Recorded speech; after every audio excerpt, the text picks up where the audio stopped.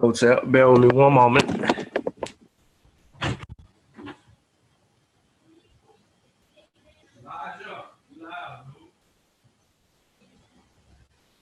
Close the door. Jeez.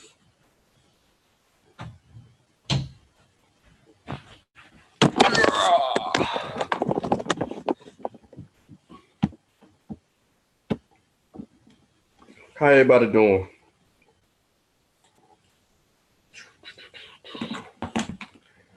Hold on a second, y'all. I'm trying. Well, I'm gonna see what Facebook gonna let me do. They jailed me last time. I'm in jail to February. I think February 3rd. Yeah, I think I'm in Facebook jail to February 3rd. All functions disabled. Pretty much. So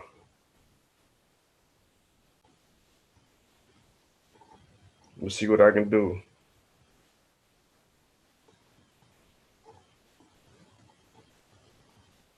Doop doop. Appreciate everybody who's sharing the link too, man. You know what I'm saying?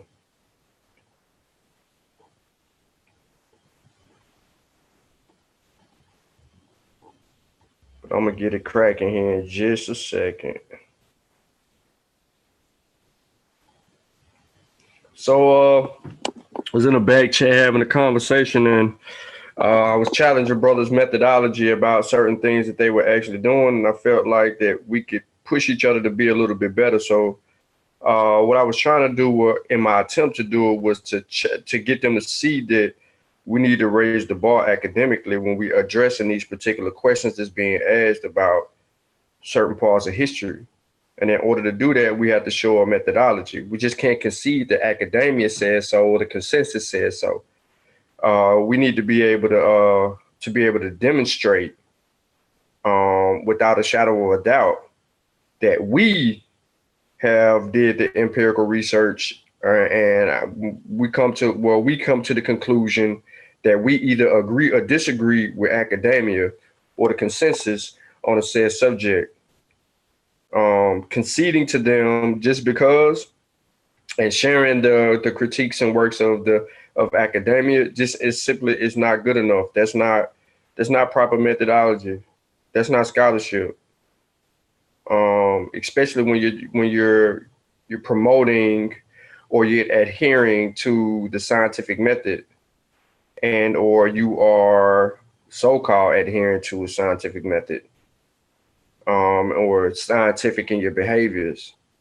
So I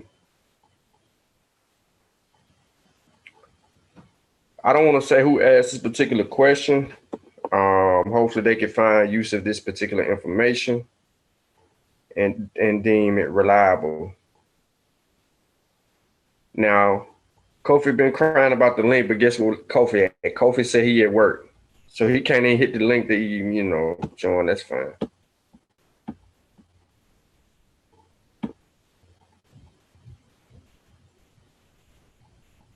All right, so I'm gonna go ahead and get started, man. I ain't gonna hold nobody up. This is not gonna take too long. It's kind of deal with it how I deal with it from that perspective. All right, again, like the show, share the show, tell a friend, we in this thing. All right.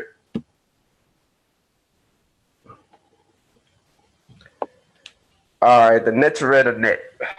Well, some people call her that. They translate it as Anat.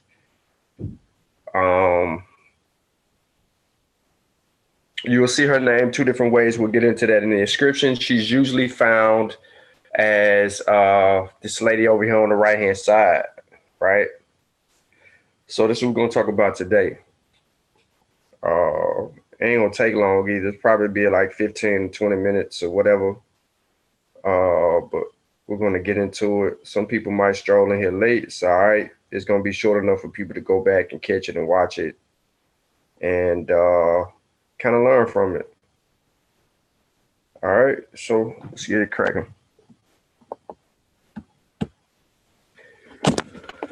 So I'm gonna give you my hypothesis. We'll find out who the goddess Anat is. Is she an anthropomorphic deity? When did she emerge in Kemet? Was she worshipped in Kemet? And are there any temples dedicated to Anat? So a lot of these questions you're going to see, and you're going to see all these questions probably answered in a couple of slides. But you will see me address a few of the questions for multiple facets because I used multiple sources in order to um, position this particular presentation. And then if you have any additional information, of course, I look for it in the chat and we can build on it. But I don't want to be too long.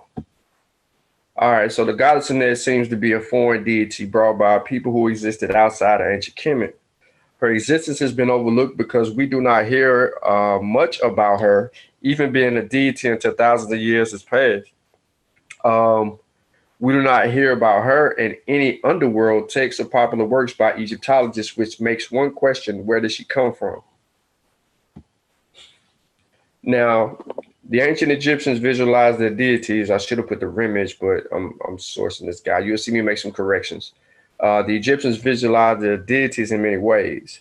And while anthropomorphic gods and goddesses represent only one of the major forms that deities took in ancient Kemet, the ancient Egyptian culture, the subcategory was broad and encompassed several different types. Although they all share the common characteristics of exhibiting primarily anthropomorphic identity in their iconographic form and mythological behavior, deities of this class might take fully human, hybrid, biomorphic, or composite form. They could include deification of abstract ideas and non-living things, as well as deified humans, living, deceased, or legendaries such as Imhotep. While a category of anthropomorphic deities was not one that the Egyptians themselves differentiated, deities of this type included many of Egypt's greatest gods and goddesses, and the anthropomorphic form was used more than any other to depict the interactions of humans and the gods in religious iconography. So, who is the Netereth, the goddess Anat? Anat was one of a number of deities introduced into Kemet from the Near East. She was a warrior goddess, particularly associated with the region of ancient Ugarit, modern Ras Shamra, on the Syrian Levant. And although she was given titles such as Mistress of the Sky and Mother of the Gods, Anat's nature was primarily marital. Now, in the Western Semitic myth, relating to the goddess, she ruthlessly sent an eagle to slay a youth named Akhwet, whose bow she coveted, and when she slew the monster Mot, whom she fought, she vengefully hacked and burned his body before grinding his bones and scattering them in the fields. She thus became one of the patron deities of the military exploits of the Ramesside kings. A warhound of Ramesses II was called Anat in strength. One of the daughters of the pharaoh was called Bint Anat, or daughter of Anat, and the goddess was said to personally protect Ramesses III in battle. Now, Anat was often referred to as a virgin, but she had a strong sexual aspect and was to have united the Reshep and with Baal. In Kemet, Anat was considered to be a daughter of Ra, and like other Near Eastern goddesses, she was sometimes equated with Hathor, especially as the Egyptian deity could herself exhibit a violent aspect to her nature. Her aggression and foreign origin led to Anat being said to be one of the consorts of Seth, while her sexual aspect also leads her to be associated with fertility god men.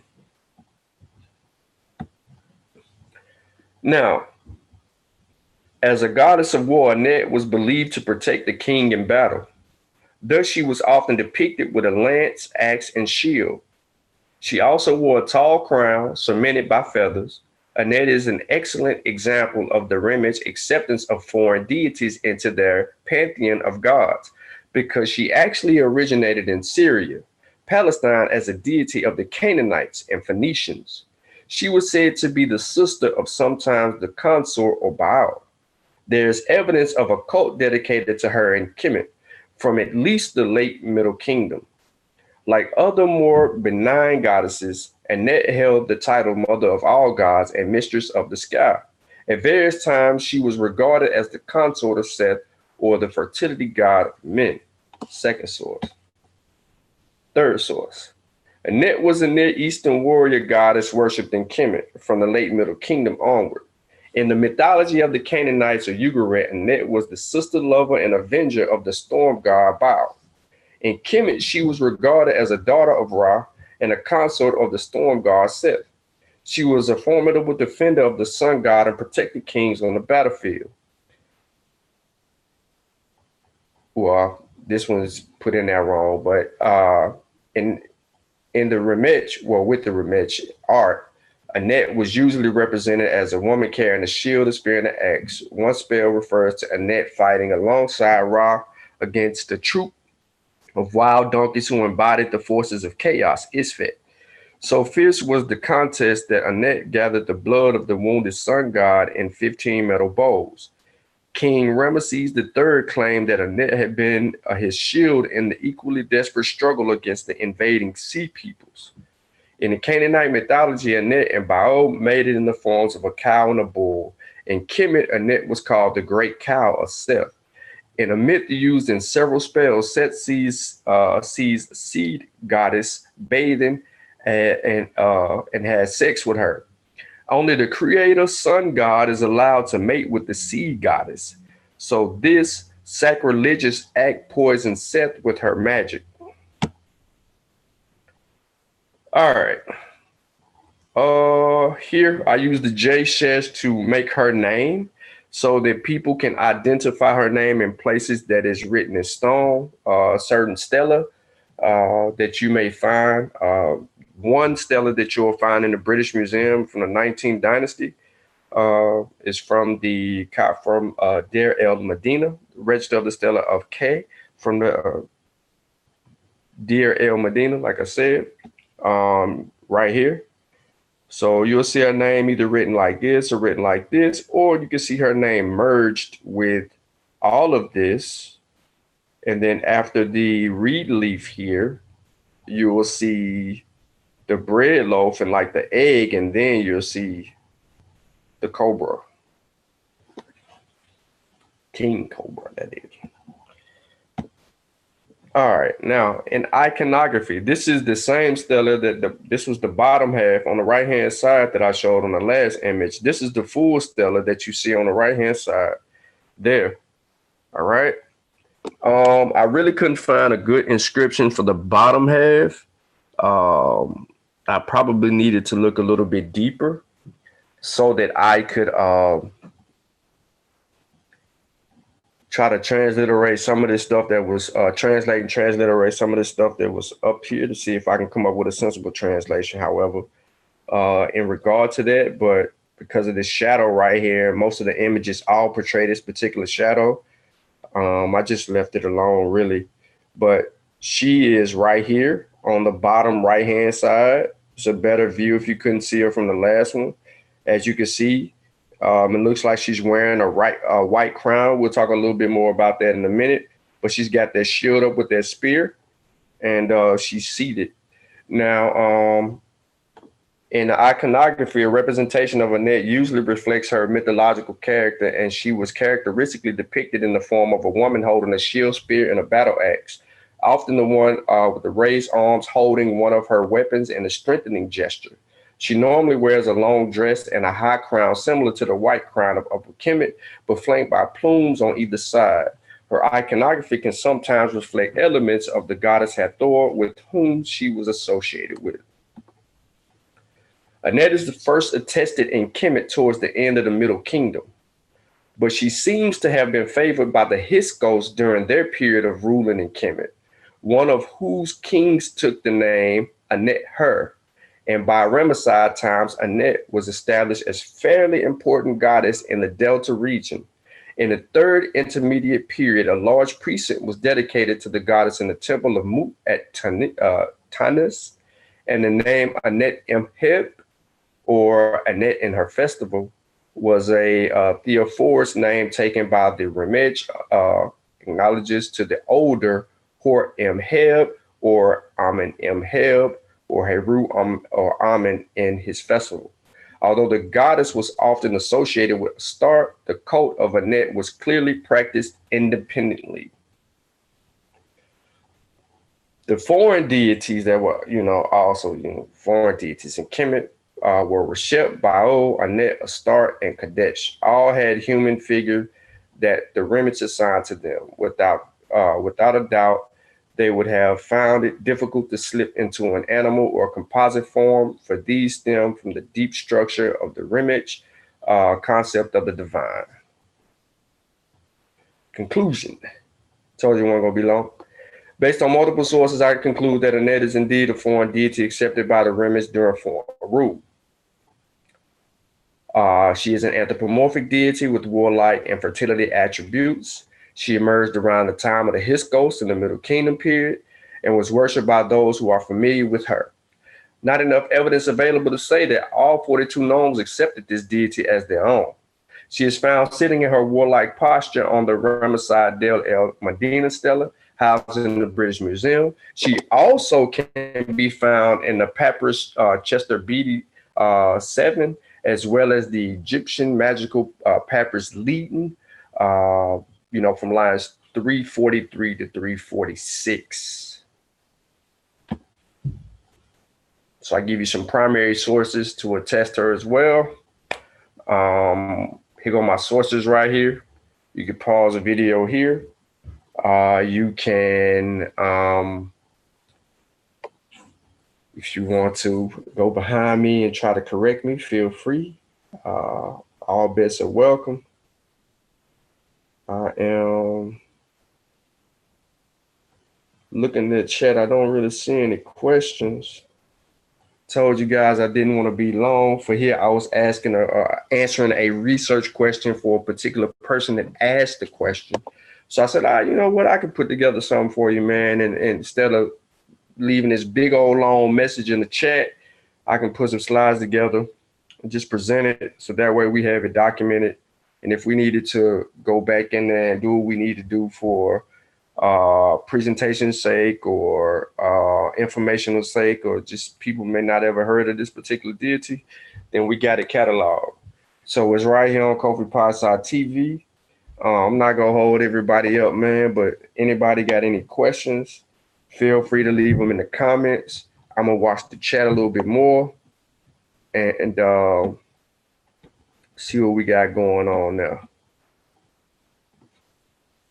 I don't have no attendees, so says I got some attendees though. 2 participants. Oh, June, all right. Hold up, June is in the place to be. June.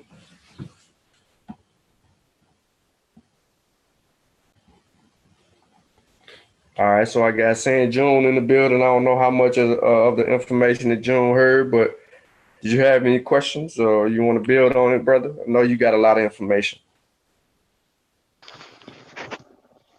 Hotep, brother. Hotel.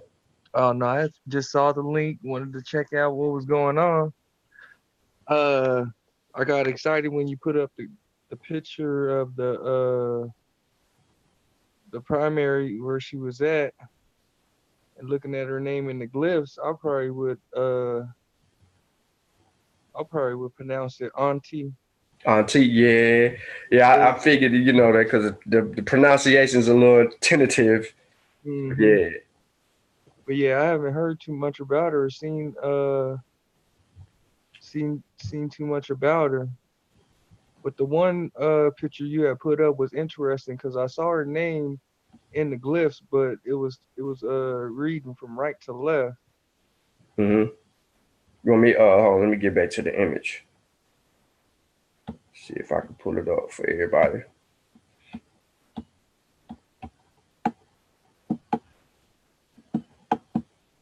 And that image, well, no, I might have been in this one. No, yeah, this or this one. Was it this one? Yep. Right there. Nah, it's to the left. Oh yeah, you said from right to left. My bad. Hold Yeah, up. you see that Uh the huh. deep Right here. conical lobe. Yeah, so we're reading this left to right. You can see the Right, arm right right there, here. and then The the end. water ripple, and then it goes Mm-hmm. over to the pestle, and then looks like the reed leaf.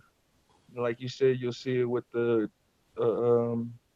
raised bread loaf, who gives it the T, and then you see the egg with, and then the snake determinative. Yep. It would have been better if I don't know if I just could. I should have spent a little bit more time trying to either find a copy or a rendition. Well, we can get that because we get right into D, and then basically I guess that would be the giver of I guess her name right there. I wonder what it's saying before that. I could definitely make out her name, but what's under that shaded area, I can't.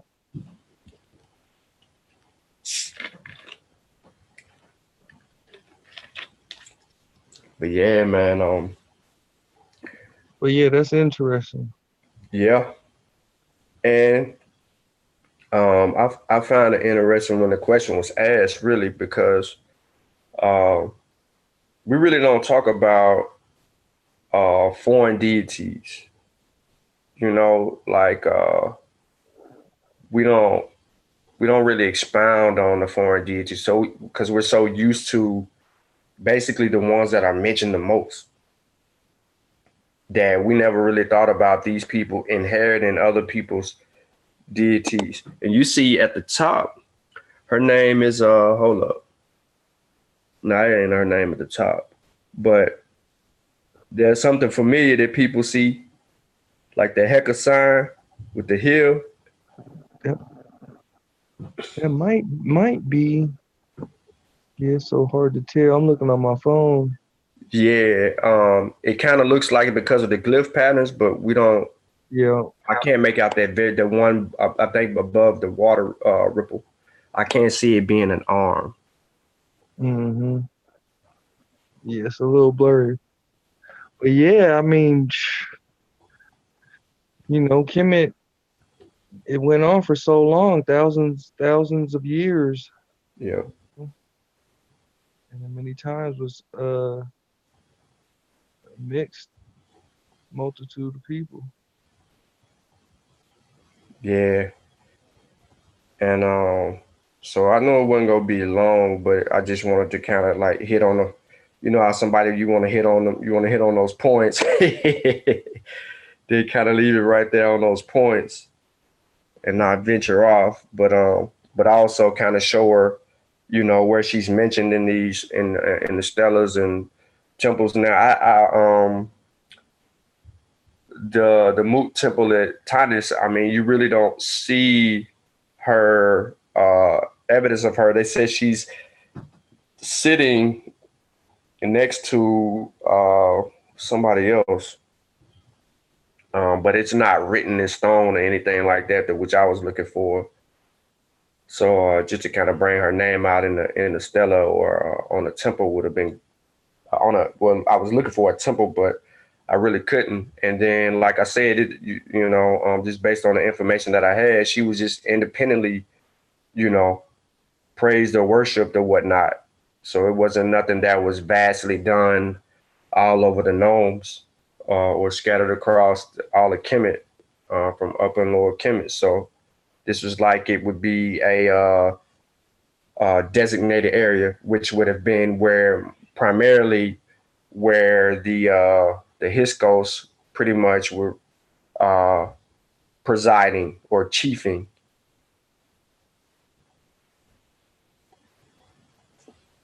Let me see if anybody else in.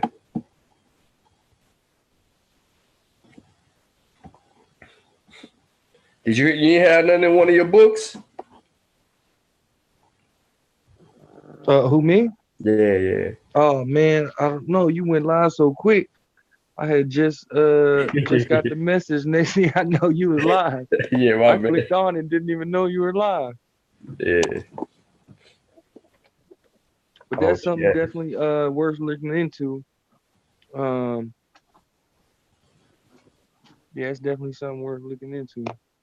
It's Yeah. just it's just funny how you say like when she's first attested and who really is talking about her, Mm-hmm. you know, where she was so-called worshipped at. So that's very interesting. Right, right. Also, to answer Juju's question, nah, her name is not in the Shanu. Her name's not in the Shanu. But it would be wise to look like further into it. I'll say what Jah was here because she has those two epithets which I think are nice to have. We got Saber boy, man. Saber, you know he got all the jewels. Should be able to speak now, Saber.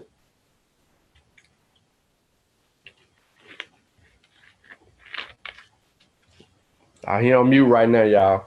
Give him a second. We're getting the laptop ready. Microphone. Let me see. Who was the guy to the left and right? Let me pull it back up.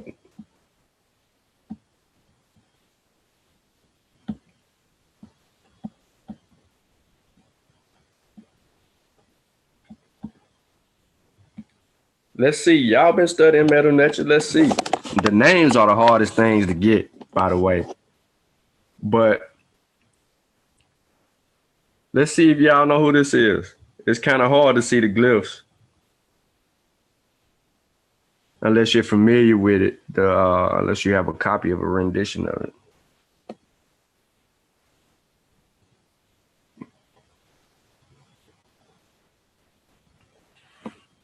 Who you normally see standing there if you're looking at any other stores with what people call the plum or the crown on his head?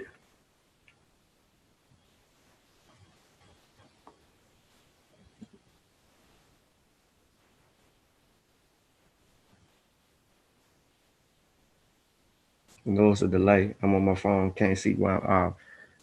Listen, woman, you should not be. Just listen in.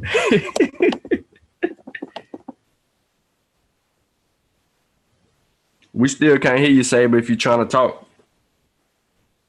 Hotep, peace. Oh, there you go.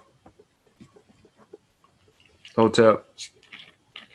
No, I'm just coming in, so I'm listening to catch up to the conversation. Oh, yeah, okay. Well, I just briefly went through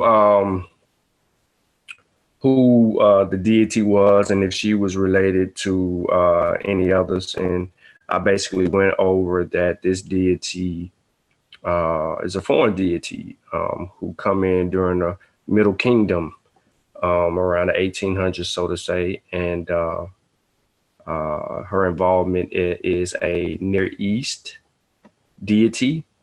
And I named a few other Near East deities that also made their way.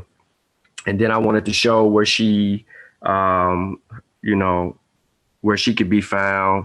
Because most people ask, is this deity on the walls or any stele or papyrus regarding her? And this one, which is in the British Museum, shows her in that stele in the 19th dynasty. Multiple sources are clearly saying the same thing about her arrival into Kemet. And I kind of went through it real fast. It wasn't about 10 minutes. So we just been talking a little bit about it. And I know you may have some more information on her possibly. How would you pronounce her name though?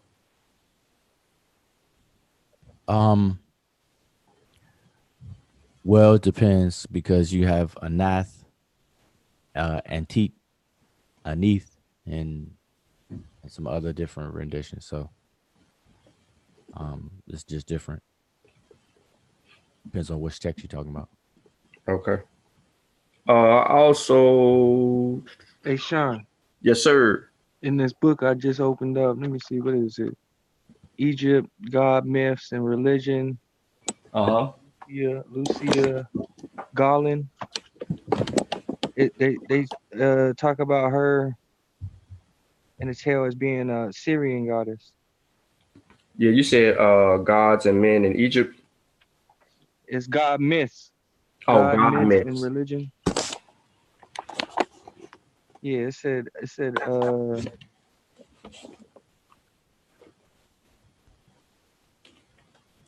yeah, they're talking about some jury or something. The divine court decided to turn to the advice and wisdom of the ancient goddess in warfare Neith, who resided at Sais in the Delta. She was adamantly in favor of Horus, but was a fair arbiter and believer that Seth should be compensated with treasures two Syrian goddesses, Anat and Astarte, described as Ra's daughters. Okay. Yeah, they Yeah. said she's a goddess of war. She was believed to protect the king in battle. She was Mm-hmm. often depicted with the lance, axe, and shield. She Yep. also wore a tall crown surmounted by feathers. She's an excellent example of an Egyptian acceptance of foreign deities into the pantheon of gods because she actually originated in Syria, Palestine as a deity of the Canaanites and Phoenicians. She was said to be sister and sometime consort of Baal. There is evidence of a cult dedicated to her in Egypt from at least the late Middle Kingdom, circa 1800 BC, Mm-hmm. like other more That's renowned the Egyptian goddesses. mythology. Huh? Is that Yeah, by this is Galen? Lucia Garland. Let me get the date. Yeah, yeah, yeah. I got that. I got that work. I got the two Oh, okay. volume work she did. Actually, that same quote you just used. Yeah, I put it in here.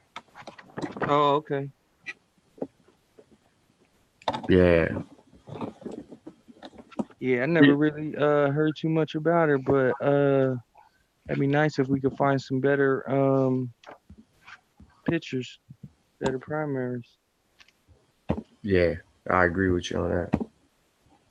Maybe Saber got some. You know, he always got something somewhere. Oh yeah, somewhere.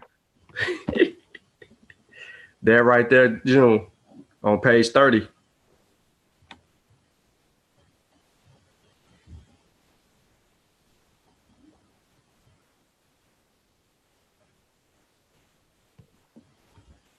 Yep.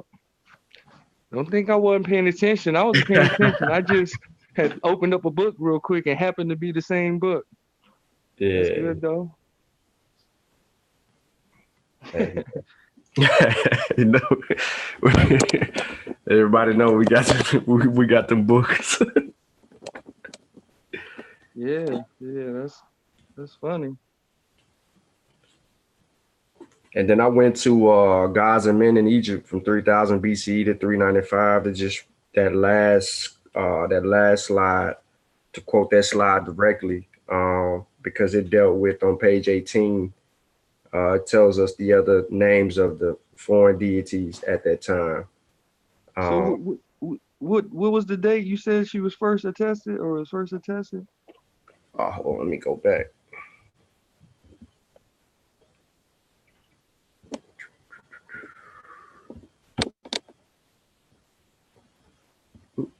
Next slide.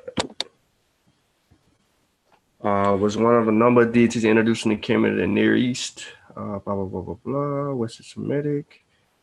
Paisley hacked.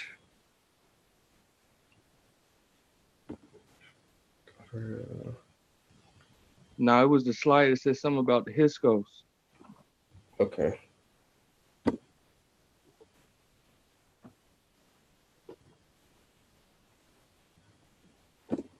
Nope. Or Oh,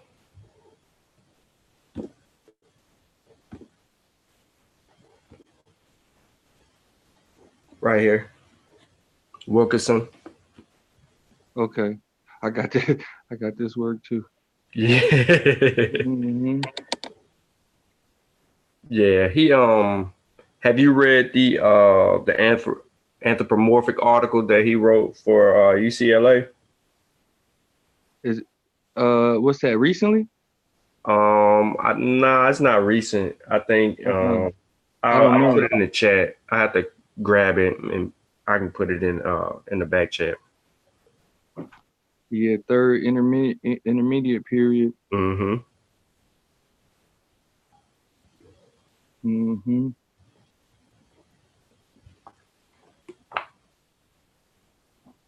Yep. So Yeah, anyway, and you got to see at this time too, you know, it's a lot, how they were saying she's the, maybe the patron of war and would protect the king during war. It's a lot of that going on at this time. You know what I'm saying? They fighting over land, everybody's trying to settle and rule, take over. It's a lot of that going on. So they might be, you know what I'm saying, having we need a god of war. We need a god to protect us while we at war.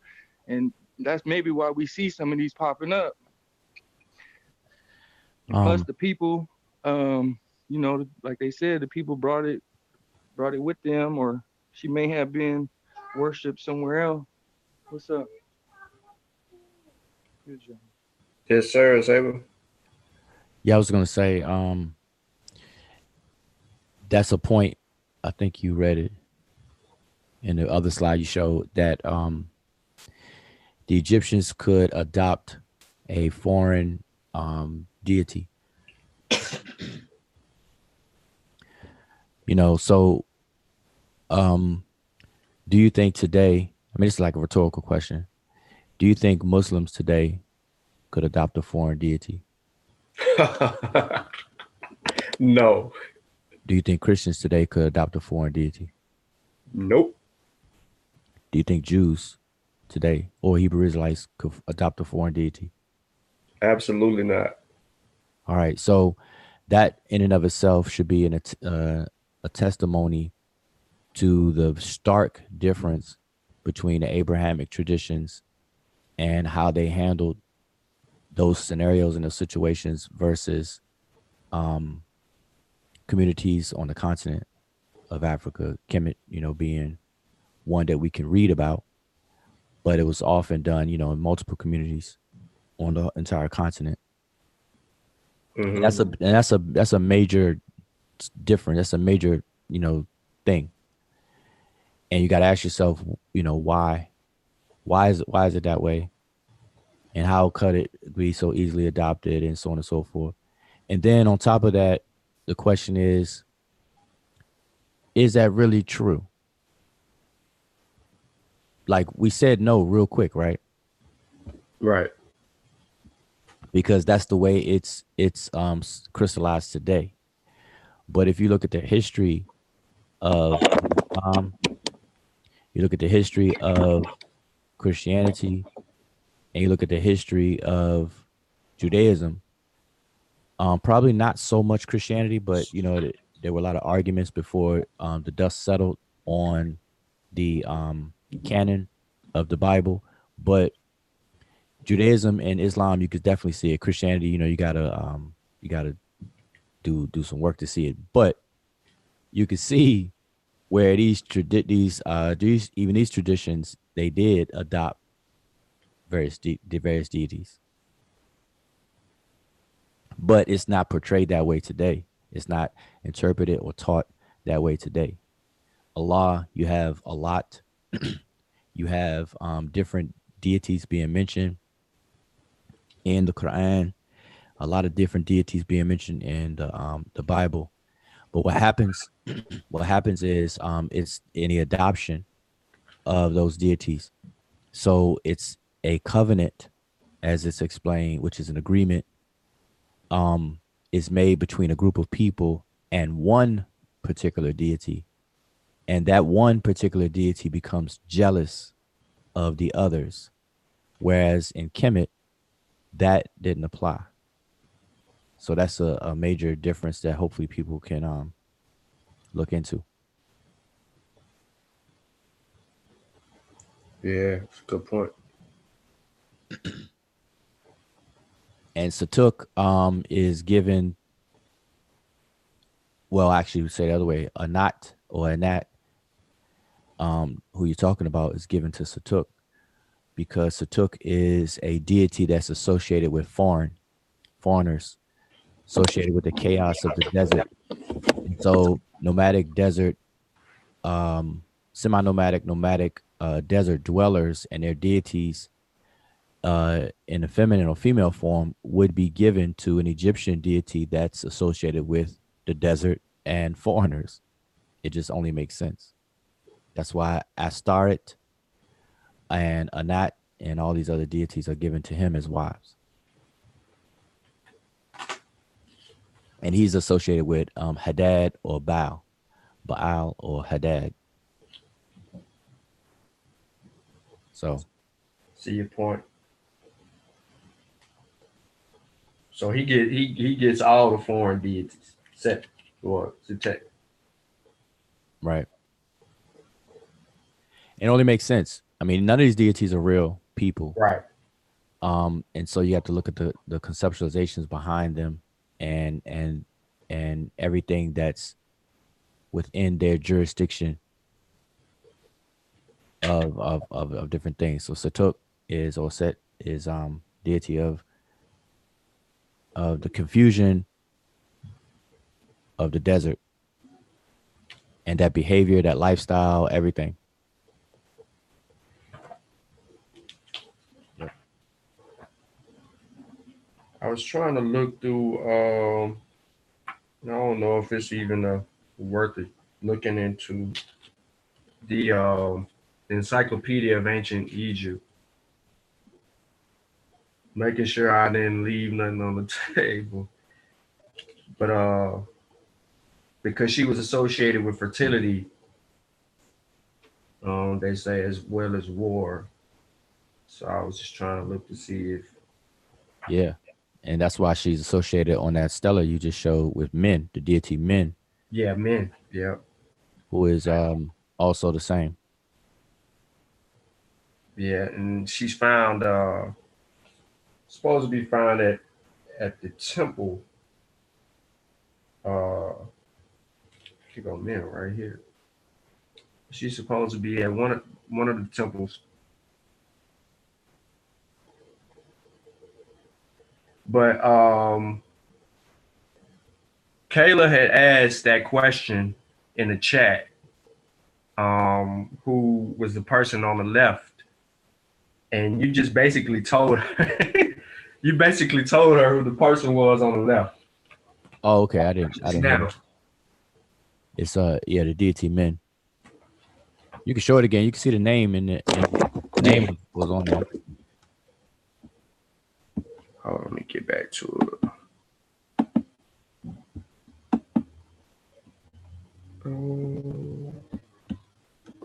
Man, y'all hear Caleb, man, he going crazy in there. There we go.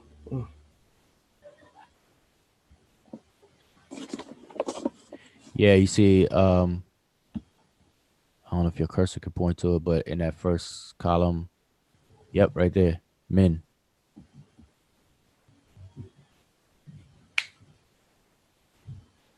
The great men. Men where? Men where?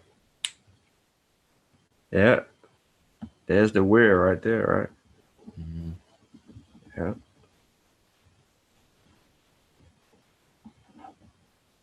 Then I think she asked, hold on, my icon in the way. She asked who that was. So that would be his name right here. Mm-hmm. Was this a quail chick? Yes, too. That got me right there. Because I can't make that out. People gonna have to start applying those skills. Yeah, man. I'm looking to, and I think I know this one too. Because he's seen with men somewhere else. Okay. which is nah, that ain't the most. No, that ain't the most. Oh no, Uh, no, I can tell you that. No. nah, I remember Nope. seeing Thumos with me in a different on a different Stella. Hold on, he holding the spear off.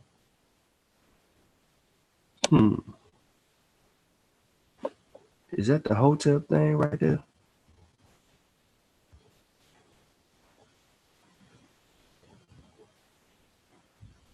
Where'd June go? June got quiet on me.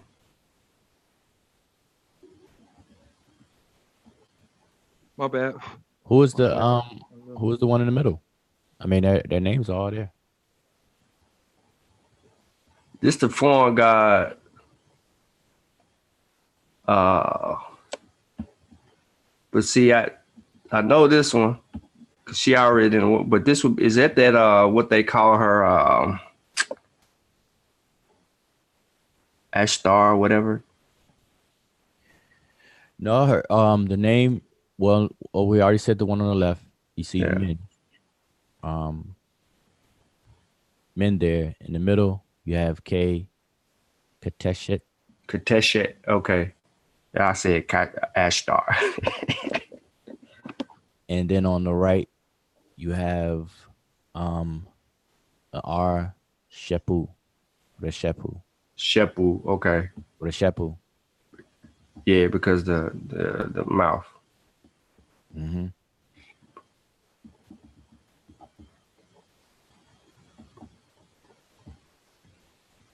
Okay, all right. Now I know what that glyph is. Okay.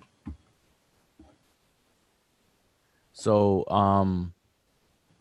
being that this is Canaanite, Syrian, Palestinian, etc., then you'll probably be dealing with Semitic loan words or deities as far as names. So Kateshet could very well be the word Kadesh, feminine form of the word Kadesh. In their language, it means something sacred or holy.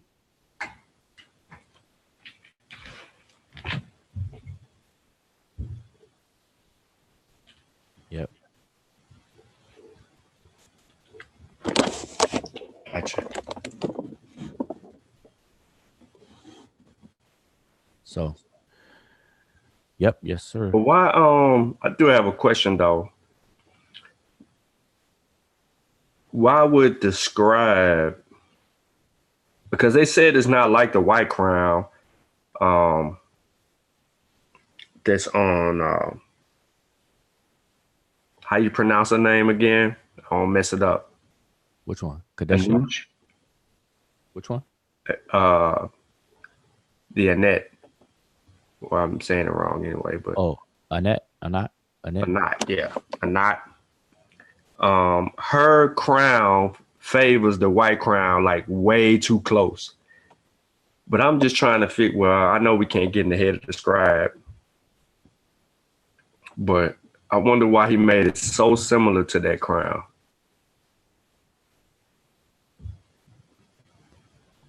Oh, well, do you have a picture of? Okay, I see. So she normally wears representation will not usually reflect her mythological character, and she was characteristically depicted in the form of a woman holding a shield, spear and battle axe, often with one arm raised, holding one of her weapons in a threatening gesture.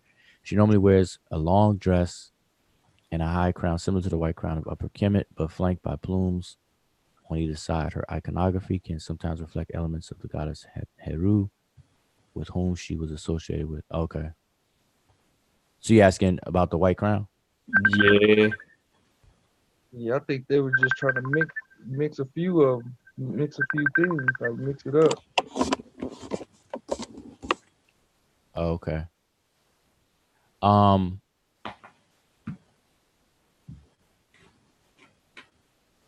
Cause, Yeah, cause and men, mm, cause men has the plumes. It ain't the same, but he has the two plumes too.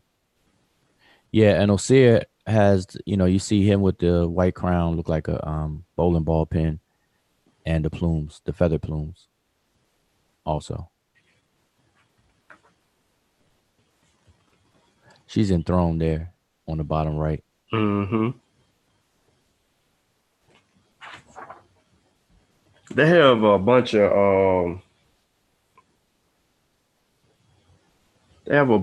like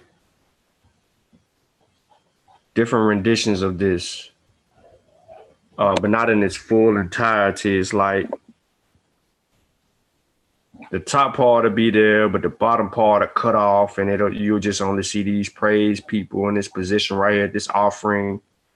But that's a lot of offerings going on right here. But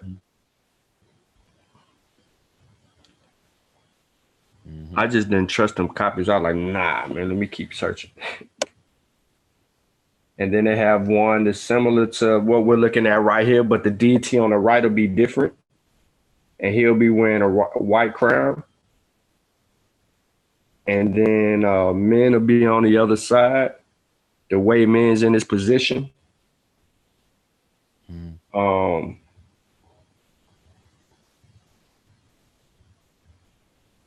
I'm trying to think.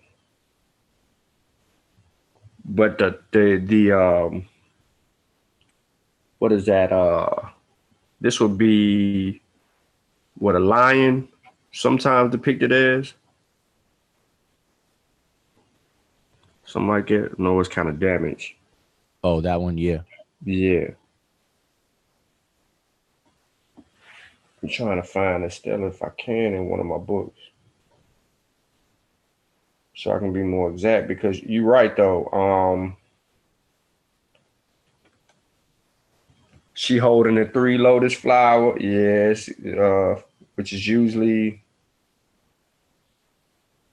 okay. So every time I see her, then that's automatically who that is. What you said, her name, or what people call her Kadesh.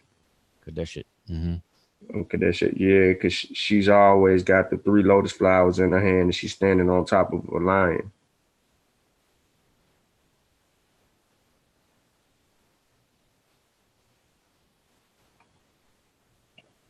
Yeah, because I got another one in here. That's my favorite word I always forget. Eternity. I'm looking at this book. Oh no, this dude on the right hand side. Rashep Poo. Yep, Rishepu.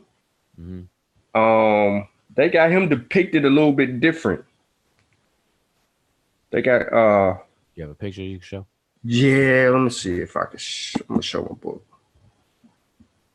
Camera.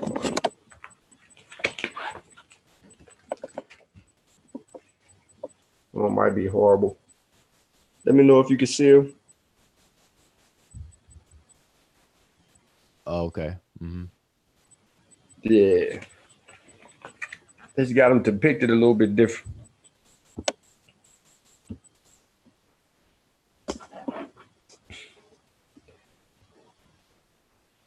The great God behind him, though. Rishepu, the great God.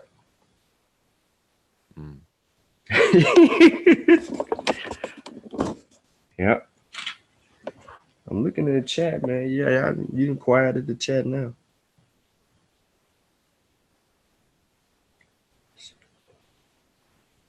Pet. Oh, if not, why pet? And pet Neferet. Oh, okay. I see you, Zane. You trying to.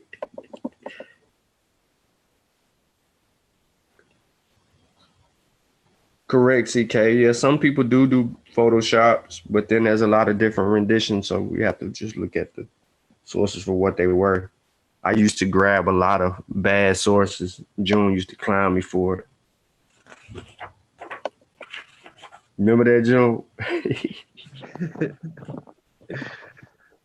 You came a long way, man. We all have. Yeah.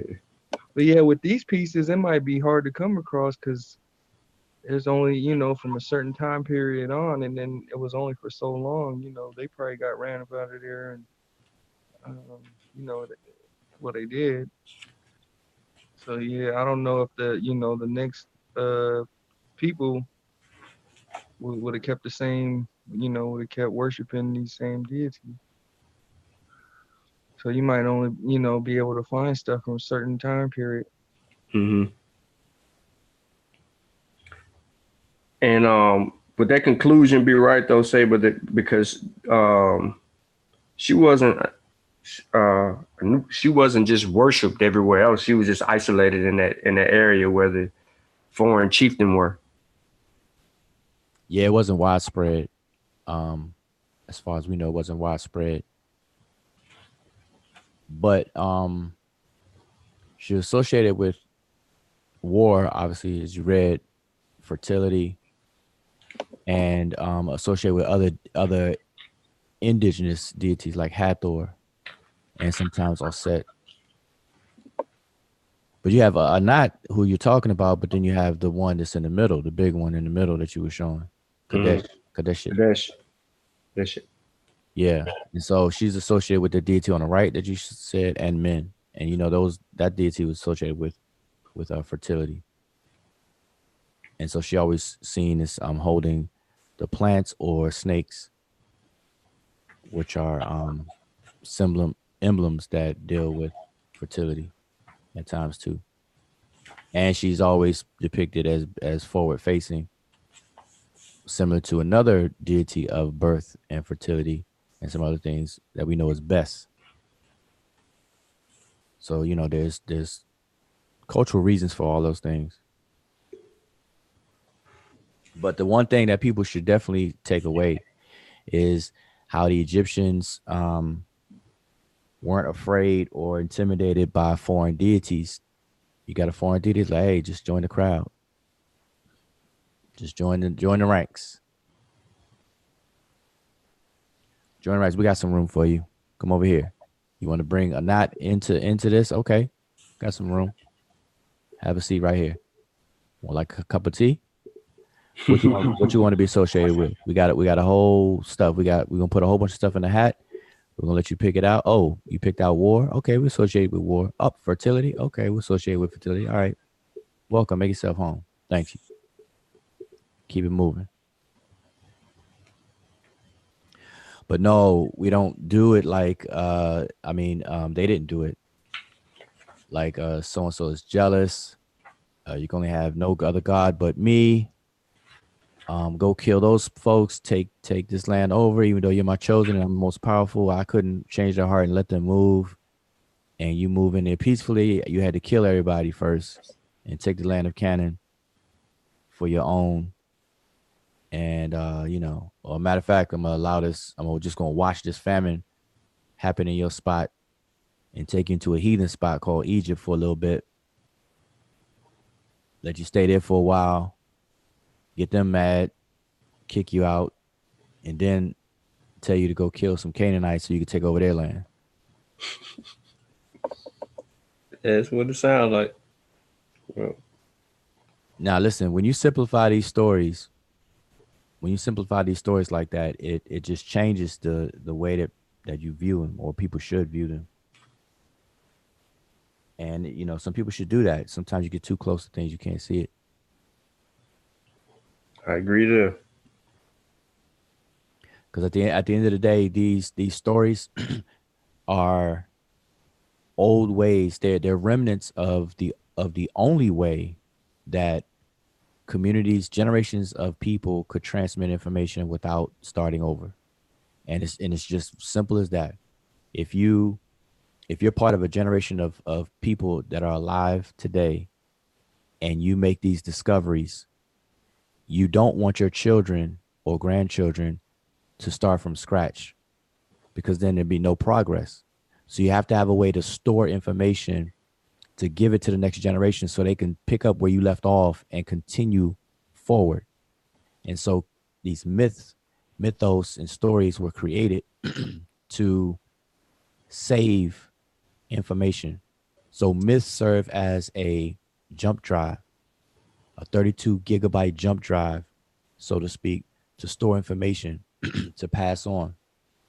But like a jump drive, you have to have a machine to plug it into, excuse me, to interpret it. I don't know what that's about. Yeah, to interpret it. or to decode it. You encode it on the drive and then you decode it on your computer. Now you can read it. So these myths are the same way. They're encodings of stored information. And we do it all the time. We do it to this very day. I can take the subject about the human immune system and create a myth about it. Talk about different cells as if they're people.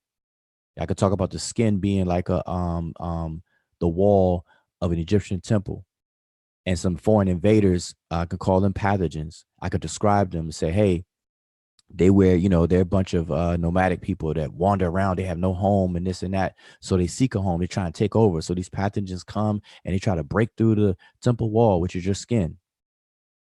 And then they're met with the first line of defense, mucus. And I could change mucus. I can describe mucus as a person and this and that and whatnot. The different cells of the immune system, I can give them names and say what they do, like what the cells that produce antibodies and what antibodies. I can say, hey, these are soldiers who this is a troop of snitches. All they do is snitch. So they snitch on who to target. That's what these folks do. I can call them the magi.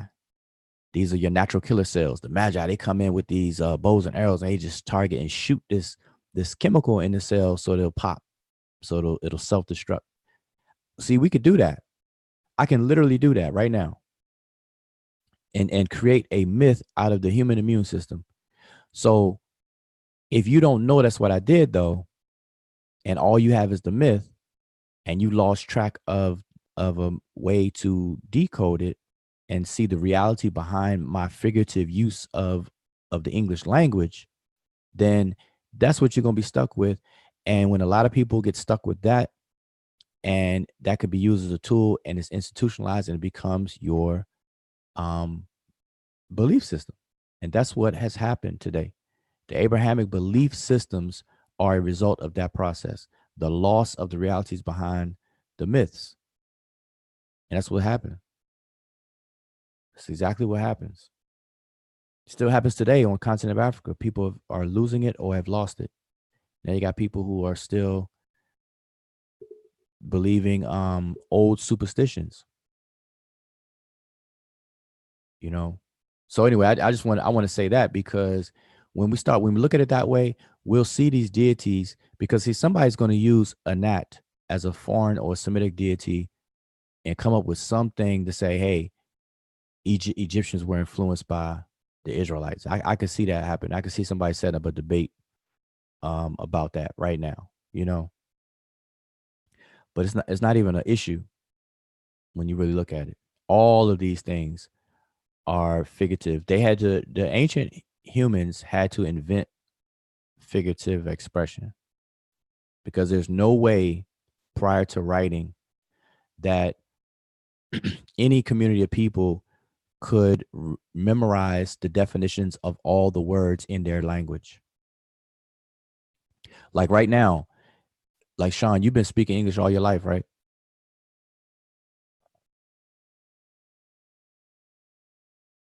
Okay. Ew, my bad. I hit the wrong button. Okay, right. So, but do you know all the meanings of all English words? No. I mean, do you even know all the English? Forget the meanings. Do you even know all the English words in English language? Mm-mm. Right. So we have a tool, the dictionary, that helps us out. So we don't even have to go down that route of trying to memorize them, because we have access to a book. So we can fall back and depend on the book. Well, before writing, no one could do that. So imagine all of the what they call neologisms, which are newly coined words by different methods. All of these words had to be passed down, or else they had to start all over. Imagine walking up to something and then not knowing, and then calling it a new name, and then somebody come after you doing the same thing, calling it a new name. So that one thing will have like 50 names, all for that one thing. That's an ineffective, inefficient way of communication, logging, and all that kind of stuff. So the early humans had to invent ways to store information, and myth is a way. And people misconstrue myths as just something fake. That's not it. If I tell you that I have butterflies in my stomach, that's not fake. That's being figurative. The reality is that the phrase means nervousness. There's nothing fake about nervousness. It's just the way I'm expressing it is in a figurative way. So somebody later who don't know the culture of today finds me, that statement written on a piece of paper, they will think literally that humans, that I ate butterflies, that we ate butterflies. And then later on, they may form a whole custom around that, and they start eating butterflies, and it becomes their ritual of that day. 200 years from now, 1,000 years from now, it becomes a ritual, and from a ritual becomes their institutionalized belief system of eating butterflies. How crazy is that? But that's exactly what's happening today with not only Abrahamic systems, but that's the ones you can see like plainly, but all these systems. So anyway, yeah, I know that's way off from Anat, but I just wanted to say that because people got to understand that going into 2020, people better get on, get up to speed, get up to speed, get up to speed. Yes, indeedy. Yep.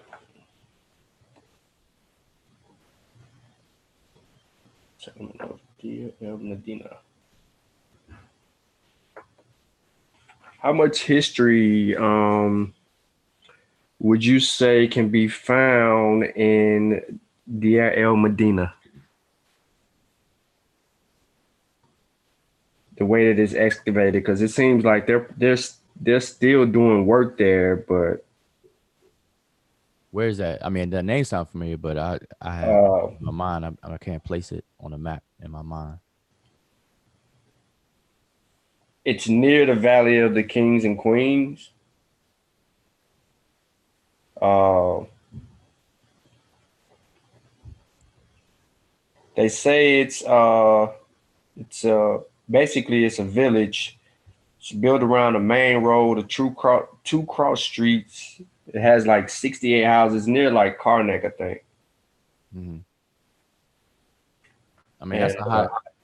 that's where this Stella that I showed, that's where it come from. Well, I what I know of it is that that's a hot spot for excavations in the past and present. So, that term is tossed around a lot. I mean, that place, it's the Arabic name of that place now. Obviously, Egyptians didn't call it that, Right. but yeah, I mean, that's the extent that I know. I mean, it's a whole lot of things that come out of there. I mean, a lot of things in the museum. If they show the provenance, which is the locations of where these things are found, they'll tell you Deir El Medina and other places. And some Yeah. objects are known by that name. Just like we'll say, you hear somebody say the Beni Hassan Stela, or Right. the Beni Hassan text. There's no such thing as a Beni Hassan text. It's just a text in a tomb located in a place that's now known as Beni Hassan. But that's how we word things. So that's how people do Del Medina as well. Yeah, I figured that much. I guess because of the Ramesses, either the second or third, and then Hormheb, a few other people that were in that area. Okay. But yeah, but yeah, people have to understand that. I'm telling you, it would eliminate at the very least half of conversations would change once people understood what myths are and how they were used.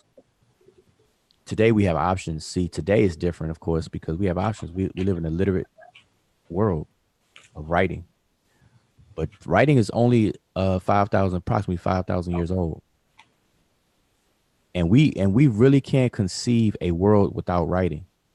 And proof of that is people's view on ancient information.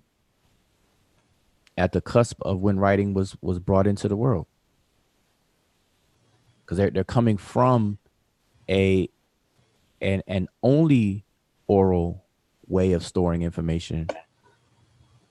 Um, and along with words, they also encoded things in objects. So there's a tradition known as tying of knots, where certain stories were recorded in the pattern of knots on a rope. But that was a definitely specialized method, and that so that was done as well. But the figurative language, the figurative expressions was ingenious when you can swap something for something else and create a whole story. And like I said, we do it today. We do it today. Anybody who teaches young children, you could take a complex topic and tell it to a child in a story way. You can teach a whole lesson. And a lot of times the child at that time takes it literally. But as the child develops and goes to the next grades in their education, they learn the reality behind the first way they were told. Those stories. Some cartoons are that way.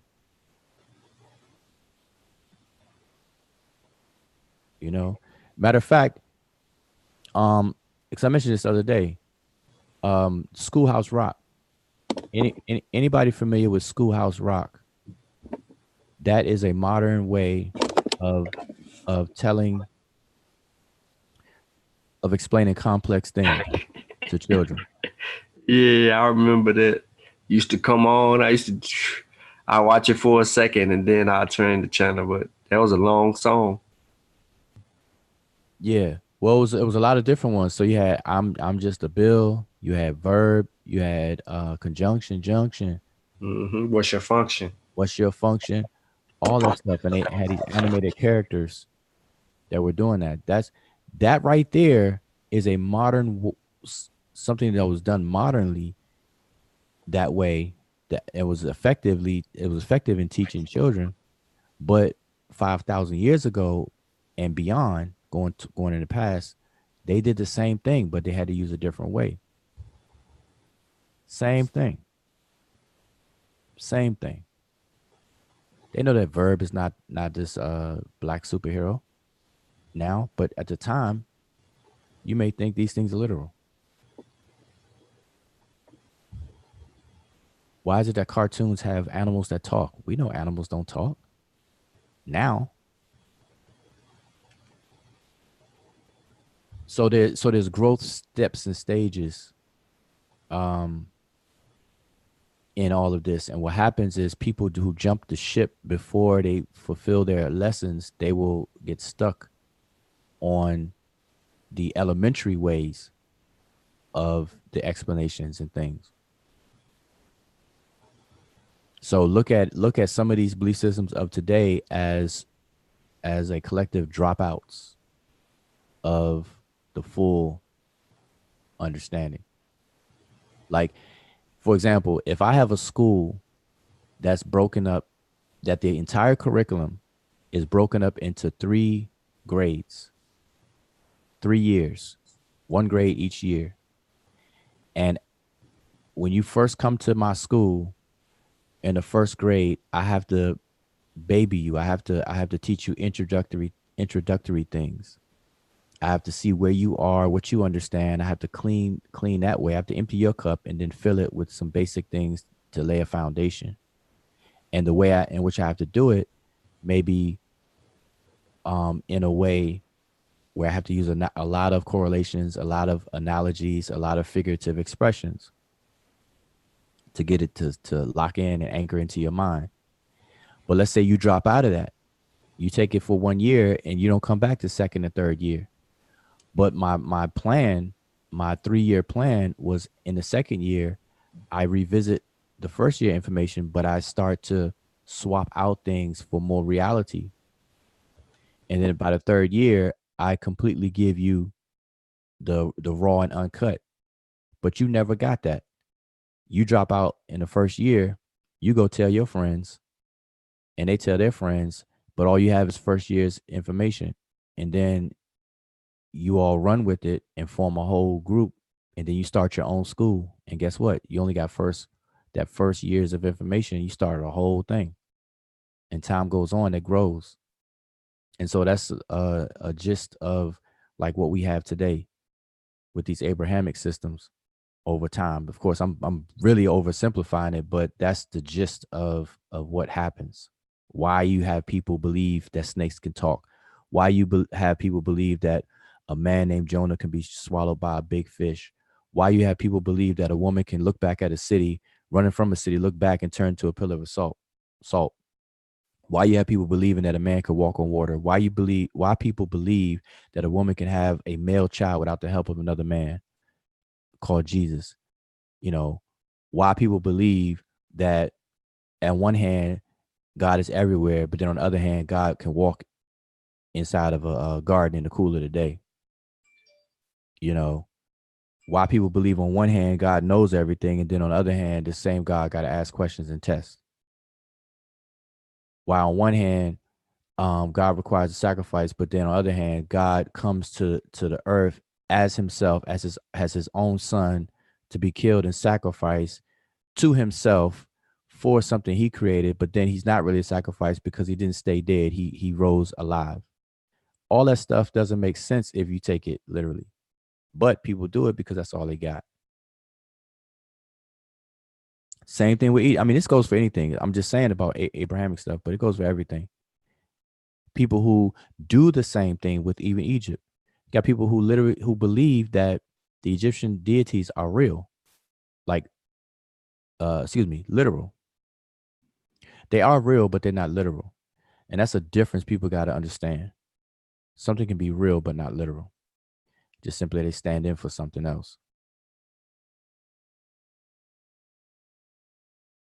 You know, so you got people who believe that they don't want to take the time out to learn the science behind the theory of evolution, but they rather shake off the Christian belief or Christianity as a whole, but then they will believe that an actual ram-headed man sat at a potter's wheel and spat out human beings just because that's what they see on the wall. So I think that's the bigger takeaway. I see a title is who is Anat and was she worshipped in Kemet? Worship is a very big issue. One of the many big issues in the social community. There's certain words that people should have, you know, as a working definitions in all of these conversations. Worship being one of them, veneration, devotion, praise, worship, religion, spirit, spiritual, all these kinds of words should be precisely defined in any conversations that use those words. Because what does it mean to worship? Like, really? Is it possible to worship something that does not exist? And people need to think about that question before they rush to answer it. Is it possible to worship something that does not exist? And that's like a similar question to what I heard people ask, like the religious folks about God. They say, can God, if God is all powerful, can God lift a rock?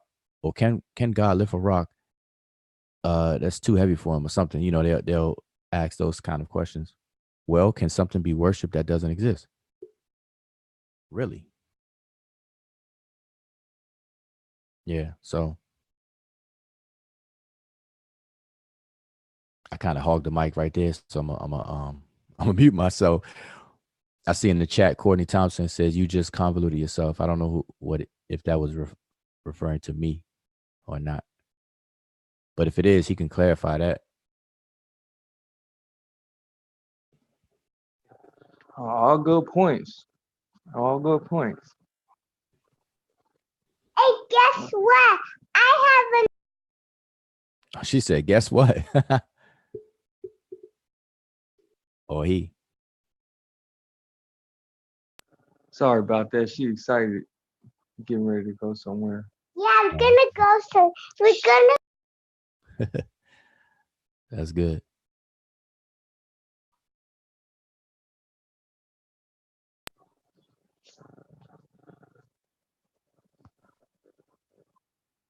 Yeah, hopefully the guy who asked that question was tuned in. I got a lot from it. Hopefully you did too. What's up, Sean? Okay, say it. I'm trying to I figure out.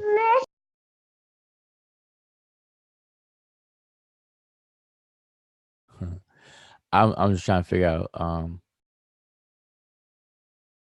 Was that question to me? To me, um, as far as convoluted.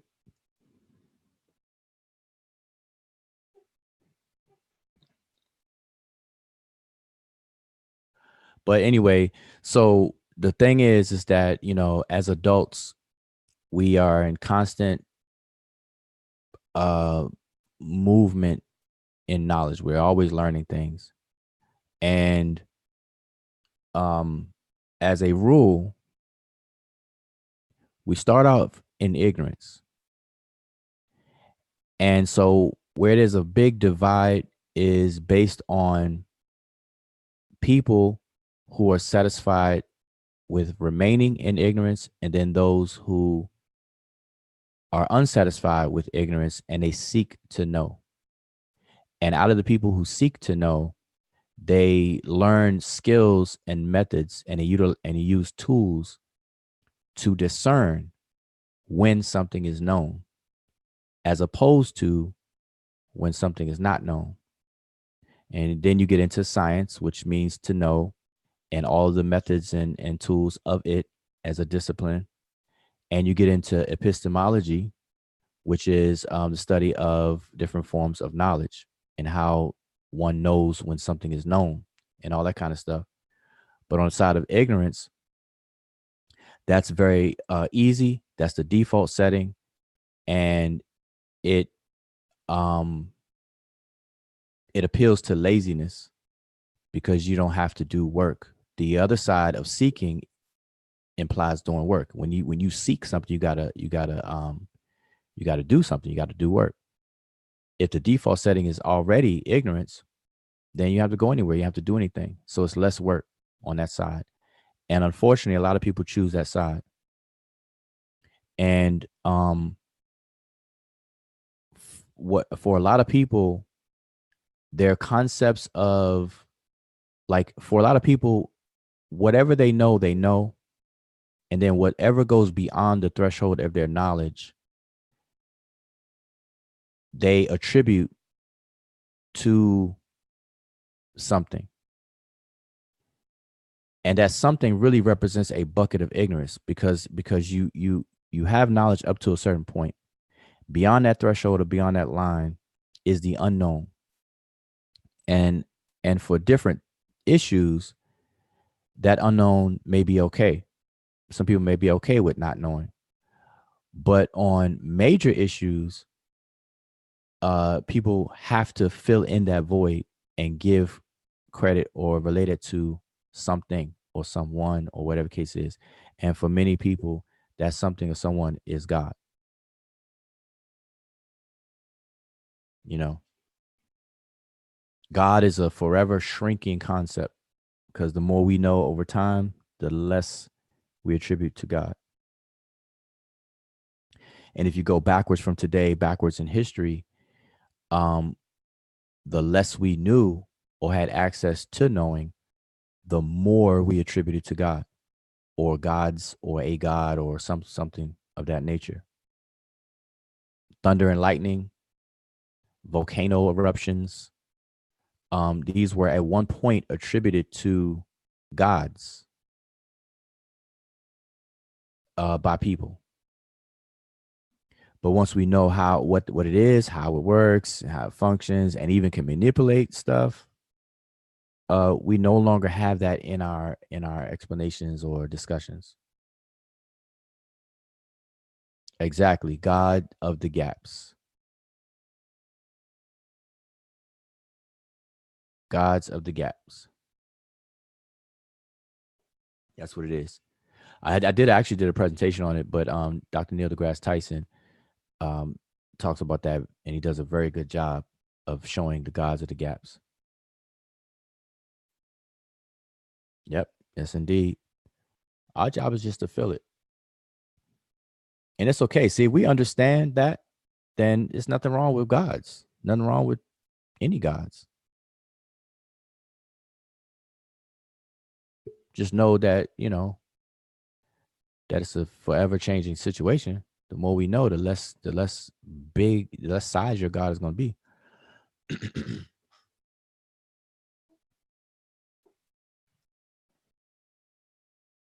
Yep. Basically, oh, I'm sorry. Yeah, I was just gonna agree with that. I saw someone wrote something in the chat. Not in this chat. It was a different chat, a previous show. They said the more you know, the less you need God. Exactly.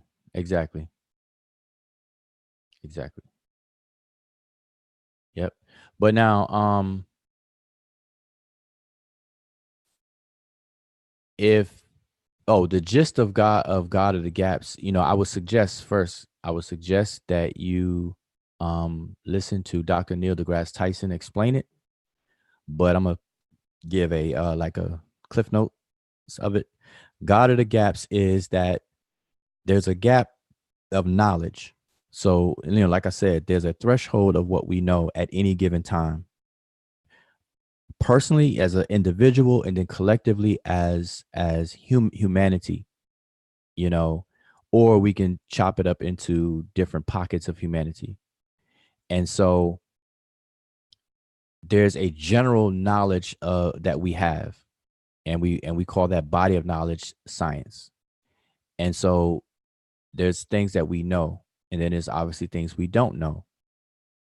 And so on the side of not knowing is the playground or the room where people can attribute that things to God and give credit to God for being either the source, origin, creator, or whatever of whatever phenomenon, if we don't understand it.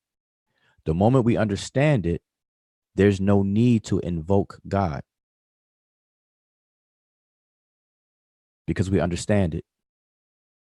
And so Neil deGrasse Tyson gives examples, like I said, but it's a nice thing. I would recommend you watch that. He's not the only one to speak on it, but it's a good one. You could probably search on YouTube. But he gives a lot of examples of this, and even scientists, because scientists, there are scientists who are Abrahamists. And so if he explains how you reconcile that, even historical scientists or classical scientists and physicists will have a belief in a God, but in them explaining that it's just beyond the threshold of knowledge. Once you know how something's done, then you don't need to invoke God. And that's basically what it is. And so I did a presentation on the relationship between God, aliens, and magic. And in that presentation, I show the relation between those three and how it boils down to a dichotomy of belief versus knowledge. That's what it boils down to.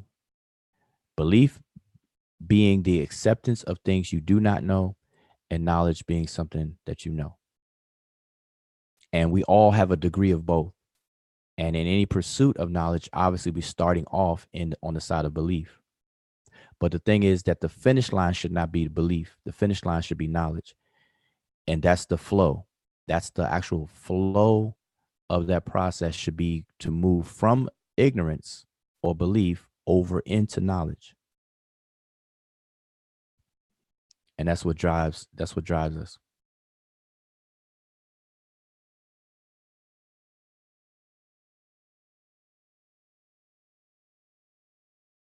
So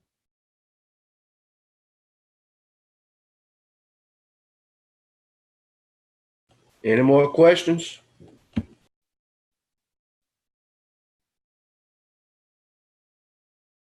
Oh, Sean, you put the link to that what I was talking about? Yeah, the presentation you did. Oh, okay. It's like 57 minutes. Okay, yep. But yeah, check out Neil deGrasse Tyson. You all on that. But to this Anat, that's an interesting thing. So that's a good thing to bring up about Anat and what you said. You know, from what I saw when I was listening. Um, but people still have to iron out what does it mean to worship anything. Like really, what is worship? I mean, I'm not asking that now, but I'm saying Hmm. that's that's something that needs to be a discussion needs to take place about what does it actually mean to worship something. Like we really have to do that for 2020. We have to really slow these conversations down if we're going to make progress. That is, slow these conversations down and really precisely define these concepts. What it does it mean to worship anything? What does it mean to pray? Uh, what does it mean to venerate? What does it mean to devote? Praise? What is religion? Really? All these things. And it may change from conversation to conversation, but within a particular conversation, you have to set forth your working definitions. And a lot of times people don't do that, and the conversations go all over the place. You know, even God, if you walk into a room of just 50 people and ask, and then you just start talking about God, you're doing that conversation a disservice because you have no idea what concept is floating around in people's heads. They have different concepts of God or views or perceptions and whatever about God. Same thing with spirit. So there's certain polarized words. Of course, you don't have to do that with every word that comes out of your mouth, but there's keywords though, polarized words that definitely need to be defined. And I don't see that being done enough, you know, and these conversations just start off really, really bad. You know what I mean? Real bad. To the point where, man, it just becomes a bunch of noise, you know. Like lately, like what I'm seeing right now is that people are acting like the Egyptians were some insane civilization of people. They say they were religious, but they misuse the word religion. And they don't understand that Egypt itself lasted for over 3,000 years. For anybody to talk about Egypt in a very passing way, like a surface, quick microwave way, is doing it a disservice. Because Egypt would not have been able to do anything that is done if the way that they're being portrayed today is true. There's no way. There's no way. Could it be that that these folks today are interpreting the information that's left by the intellectuals of Egypt the wrong way? As I said earlier, they don't know how to access the realities behind the metaphors or the allegories or the other figurative expressions that we have in these different texts today. Could that be the case? You know, so because I don't see any Egyptian, like I don't see any Egyptian in the life of Egypt, 3,000 plus years. I don't see any Egyptian writing about anybody coming back from the dead, any king coming back from the dead, and they had every means of saying so. Like, for example, Ramses, what's the time period between from name an old kingdom king?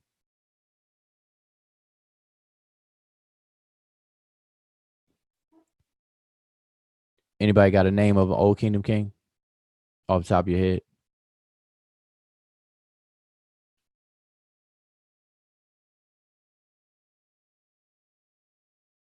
No. You mean like like Dozier. Khufu. Okay, yeah, let's just say Khufu, right? Khufu is what? Fourth dynasty? Yeah, Khufu is fourth dynasty. Now, what dynasty is Ramses? The second, Ramses the Great. What dynasty he's in?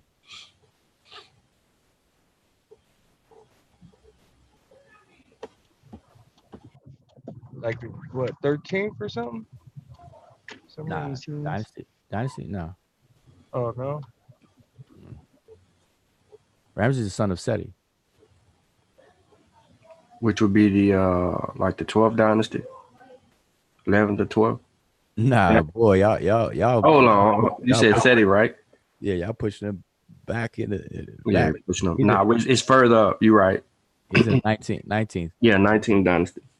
Okay, so from the fourth to the 19th dynasty, right? Let's just give just a approximate dates. All right. So the fourth dynasty is, and I'm just going to approximations. We're going to go with 2600 BC. Okay, 2600. So we have a man named Khufu that lived in 2600 BC, king. And then we have a man named Ramses that lived roughly 1300 BC. So you're talking about double the time, 1300 years away, 1300 years away. And so from Ramses to Khufu is about the same distance from Ramses going backwards to Khufu is about the same distance from Ramses coming up this way to about the turn of the millennium, the AD, the AD time. You know, and I'm just saying that just to show, if you compare, like, these people weren't looking for Khufu to wake up and walk around the earth. They weren't looking for Sneferu, uh, Jedef Ra, Kaf Ra, Minkau Ra, Shepsekhef. They weren't looking for these kings to stand up and walk around and open their tomb doors and just walk around. They weren't waiting and walking and doing that.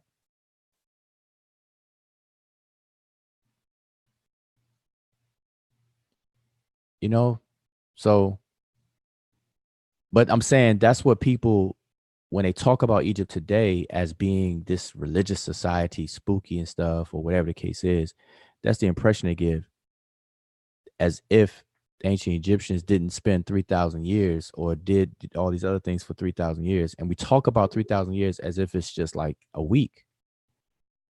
3,000 years is a very long time. Doesn't seem that way, but it's a very long time. The United States is nowhere near as old as 3,000 years. And just look at the United States from its pilgrim, or what do you call it, colonies days, first 13 colonies up until now. Look at the change of the demographics, look at the change of the information, look at the change of technology, the growth, the expansion, the development, the cultivation, all that other kind of stuff, the good, bad, and the ugly, over this short period of time. And you're talking about Kemet for over 3,000 years. So we can't just like talk about these things in such a passing way if we want to be really real about stuff, you know. Hopefully we can leave that in 2019. But anyway, I know I'm hogging. Yeah, I'm totally changing the time. Let me just be quiet. It's the last day of the decade, y'all. This is the last day of the decade. We're about to go into a new decade, a new year, and a new decade. New month, new year, new decade. Wow. Hope we could leave this stuff behind us. Yes, yes. Yeah, it's funny. I was watching earlier watching a YouTube video, um, and as I'm watching this guy's arguing with you. You're giving him all the sources that you know of, and he says he's not listening. He's not. He hasn't read all this stuff. And at the same time, I check Facebook, and you posting exactly about what's going on in that video. It was so funny. It's just the maturity level, and the immature people in this community, where people are trying to act like scholars, but just can't get it right. It was so funny. Okay, yes. I'm just saying, hopefully 2020 is gonna change. I hope people have it in their what do you call it, New Year's resolution to try to change the climate of the way things have been done, because we're not really getting anywhere in terms of scholarship on social media. That is, at least I don't see any progress. The same arguments. And when I say these things, I can show it. I've been on Facebook since 2009.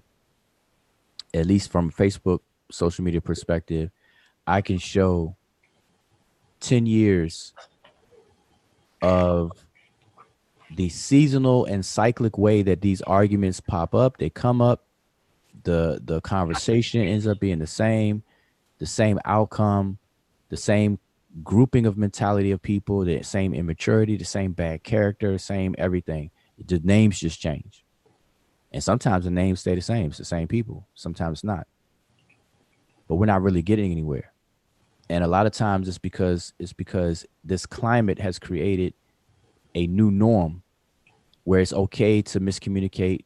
It's okay to have bad character. It's okay to pretend you're debating when you're really just fussing. It's okay to call entertainment and noise debating. It's okay to fake like you're a teacher when you don't have no science or wherewithal on how to teach and convey information for it to be anchored in a person's psyche, this, that, and the third. All these things have been okay. And it comes with the territory of where we're at today with technology, where the internet, how anybody could be anybody. The price of technology has gone down. Anybody could buy a microphone. Google account is free. Go on YouTube and say whatever.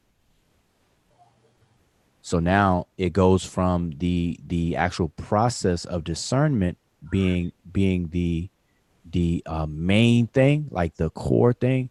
Now, instead of cultivating that and getting good at that, now people are getting good at branding, getting good at how they look, how they can swoon the crowd, and how they can appeal and stuff like that, as opposed to the actual process of knowledge, the process of science, doing science.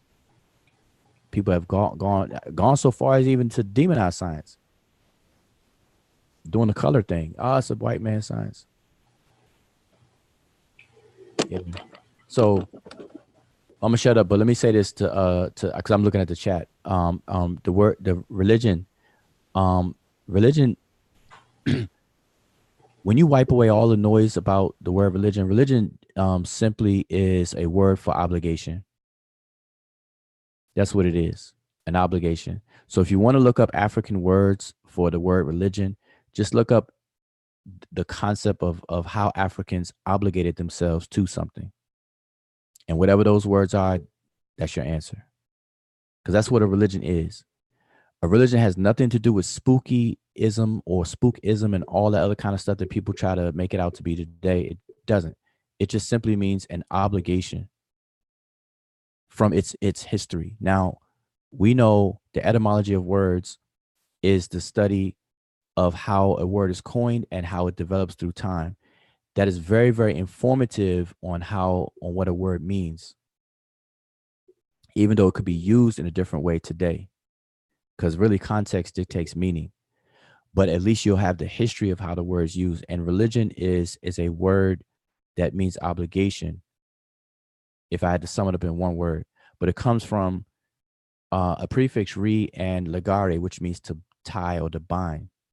That same Latin word legare gave us ligament, ligature, which is a gluing or unification of two moving parts. And so what that word does, it's a word for binding or obligating somebody to something. Like if we say a contract is binding, when you sign a contract, your signature is a signal or signifying that you are binding yourself to the terms of the contract. And that is a religion. You are obligating something for it. And usually in obligations, there is collateral. And so these initiatory systems on the continent of Africa and around the world, all of them are religions because their adherent initiates have obligated themselves to carry out step 1, 2, 3 of whatever curriculum they have lined up for them. And usually this obligation is signified by a physical outward expression of something. And most indigenous cultures will signify these obligations, aka religions, by some visible thing. In many African communities, they will do what most people will call scarification. They will scar a person's body to signify their obligation to a certain set of rules and tenets and things like that. Some people, even today, some people go through hazing as a form to signify obligation. The Masonic order, the college fraternities and sororities, those students and folks, they get hazed. They go through something. Some people get branded. Some people go through something like that. But something signifies this social contract. That's what it is. And when people see that scar, they say, okay, you are obligated. You're bounded. Same thing happened in the Bible. When the story about Abraham receiving a covenant from their God, he signified it by circumcision. It was the covenant of the flesh. It was the agreement to follow these set of rules, to have this one God, to follow these sets of rules, but it was physically signified by the cutting of flesh. Circumcision. Okay, so that's what religion is. All religion is an obligation. That's all it is. Okay, it's different from belief. It has nothing to do with belief. It has nothing to do with spookism. Now you can obligate yourself to a set of spooky things or beliefs, stuff like that. Yes, but it in of itself is not that. So again, if you want to look for the word religion in African languages or whatever, just look up the concept of obligations. How whatever people you're looking into, how do they obligate themselves to things? What is the word that they use for that? Taking an oath. You may look up the word oath. Look up the word obligate, the word oath, the word binding, fulfillment of something, to complete a task. Those kinds of words in that kind of area. That's what you look for. And believe it or not, there is a word in Egypt for taking an oath. And what's that word, June?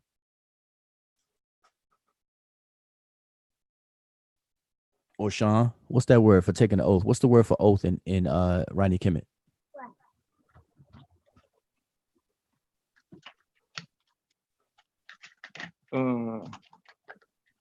Oh, I'm not sure, but when you asked it, I thought an edge,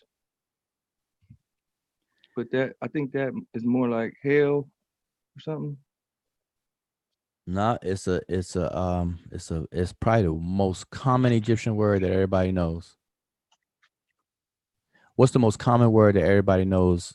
Egyptian word that everybody knows, even if they don't deal with the language or anything.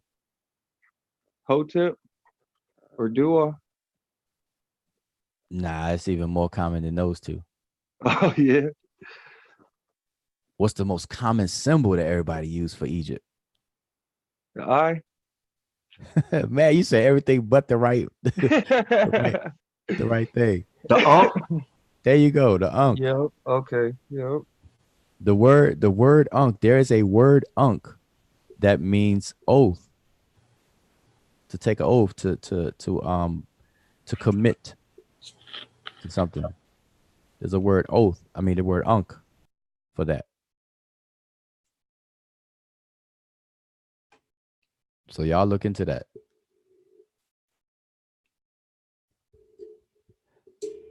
Yep. So anyway, I'm sorry. I was just answering about Zane about religion, you know. And you know, hopefully in 2020 that people will be consistent with the more developed meanings of these things and stop misusing these terms and saying, you know, religious and stuff and misusing these words. Belief and religion and stuff and don't even know what a theory is. All these things have been going on. You gotta hold it down, man. 2020 gotta hold it down.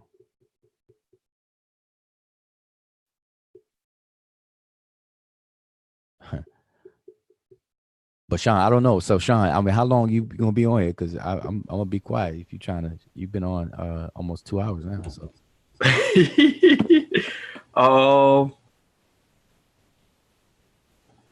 Hey man, I got a little bit of time, a little bit. Because I see people. People got questions. Yeah, you want to answer them. Well, I don't see any questions. I'm just seeing people, more people typing in the chat. Yeah, it is. It's some more people. Hold on, that was a question though. I thought. So you mean the Ankh doesn't represent phallus, womb, and child? Phallus. No. Hey, you can find that word Ankh for oath in Vigus, page 1943. If you have the 2015 Vigus, the page difference may be different on the 2018 edition. Oh, which one you just quoted from, 15 or 18? I did 15. Let me share my screen.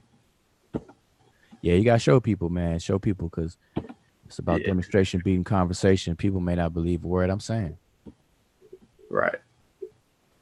So I think people should be able to see the screen. Yep, there it is. It's right here.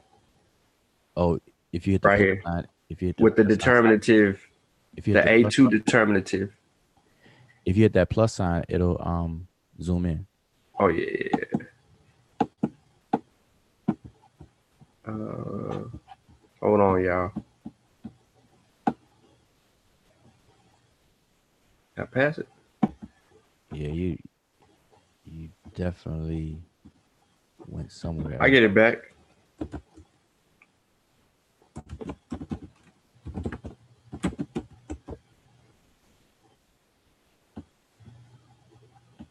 All right, try to put the wrong dang on. It is a D2 determinative. No, it's A2. Oh, A2. I'm tripping. Yeah, A2. Tripping.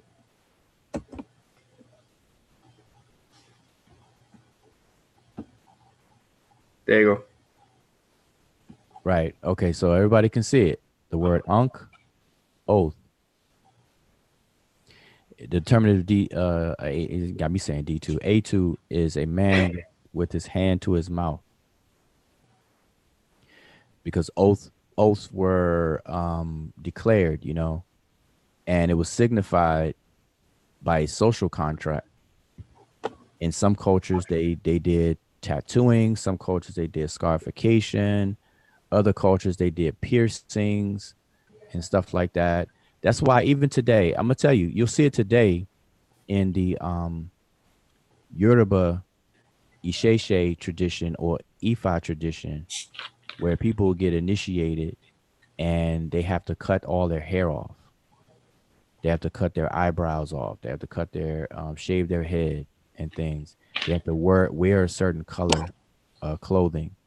They can't do this and that. They have to sit on. They can't sit on certain material made out of certain things. They have to sit on straw mats and stuff like that.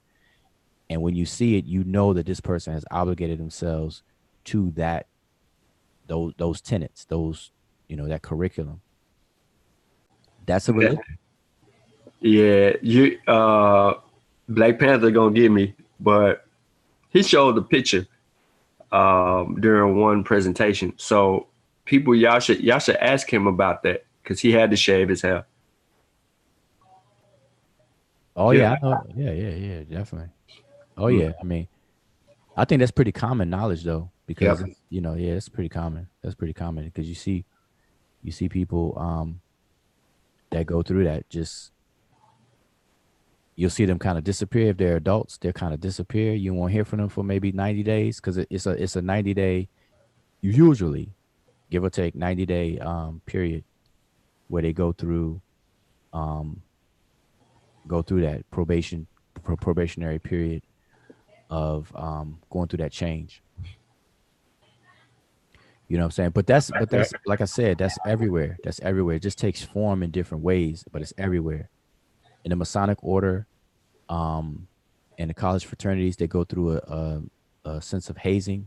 It could be psychological, it could be physical, but it's usually signified by some kind of visible thing that the community can see. Because if it's unseen, think about it. If it's unseen and nobody knows that you're obligated to something, you can cheat. So either some systems will seclude you. They have what's called sequesterization, where they will sequester you from the rest of the community, and you have to go live somewhere for a certain amount of time, and then in that way you can't cheat, and they don't need the social track aspect necessarily. But then those people who are not sequestered and have to live among people who are not participating in the same thing you're participating in, there's usually some form of social contract there signifying that you are actually obligated to do something. And that's how it is. So in college, you'll see students who pledge. You'll see them go online, and they go through what they go through. I know when I was in college, I didn't pledge. I was like, man, I was like a snap finger away from pledging, but I didn't. Or one of my close friends did, and I was supposed to pledge with him. Um, but man, I just didn't. And so I have a lot of friends and I've seen people go through all that stuff. So me myself, I didn't, but I have a lot of close friends that did. And during the time they were online, they go through what they go through. I didn't ask them no questions, and I let them do what they do. But I know what the deal is. I mean, stuff you see. My friend had to walk from one side of the campus to the other to all of his classes with a book bag of bricks. In the spring semester, hot with bricks and clothes on. And then when he get with his other line brothers, they had to walk chest to back in a line and march. And I was like, man, come to class and sit in class with a book bag of bricks. Couldn't put it down. A lot of different things. I mean, these things, you could see invisibly public, so it wasn't like it was something secret or private or whatnot.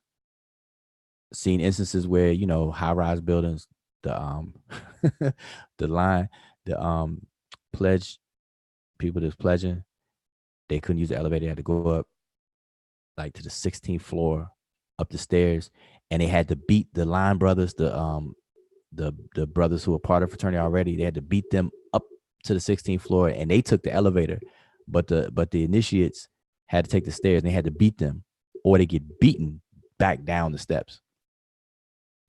Crazy. Anyway, so some things, but yeah, that's it. There was a question in the chat.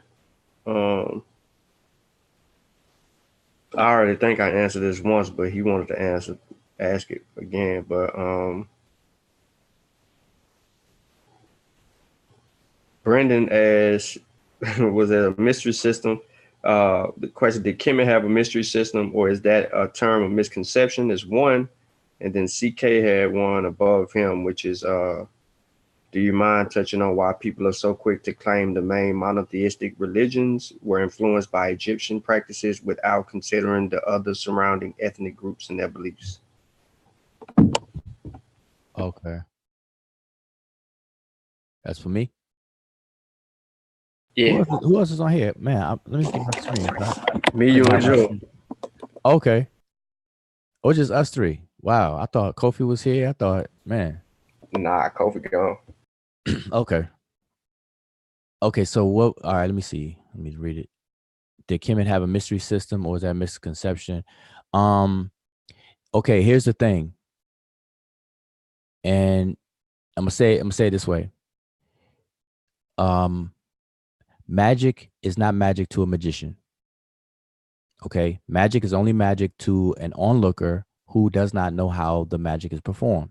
So to a magician and fellow magicians, it's not magic. There's no such thing. Okay. It's a skill that they do. They know what they're doing. They know how they're doing it. It's just that to the onlookers or the audience, they call it magic because they're wowed by it because they don't know how it's done. So I say that to say is mystery and magic operate are very close. So something is only a mystery to an outsider. All right, that's it. So it's just a perspective. Is where you're asking from. What um what group you're asking from. Like I said, um there's no such thing as a mystery system. It's just a mystery to people who are on the outside who don't know. All right, that's it. I mean, that's the only best way I can explain that. So does a mystery system exist? Yes, to people who don't know, and no to people who do know. Same thing with magic. Is something magic to a magician? No. Is it magic to an onlooker who don't know how the trick is done? Yes. So that's that. And I'll give you a case in point, just so I won't leave you like that. The hieroglyphs themselves, to the Greeks, they looked at them as mysterious. Okay. Or to the Europeans, after they came out of their Renaissance era and started to look at the classical literature of the Greeks and Romans and so on, and they started to want to venture into Egypt, they looked at, they look at the glyphs as mysterious and mystery.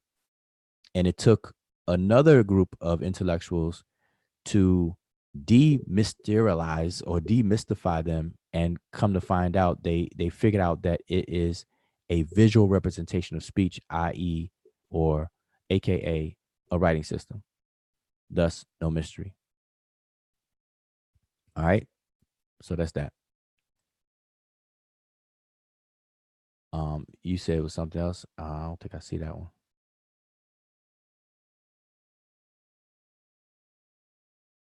Oh, why people are so quick to claim the main monotheistic religions were influenced by Egyptian practices without considering the other surrounding ethnic groups and their beliefs. Yeah, I don't know. Only thing I can say is it's got to be, it's a few reasons why people do that, but one of the main things that stick out to me is laziness, because it's easy. That's the easy thing to say. It's easy to say that one place influenced many versus many influencing many. It's just more work.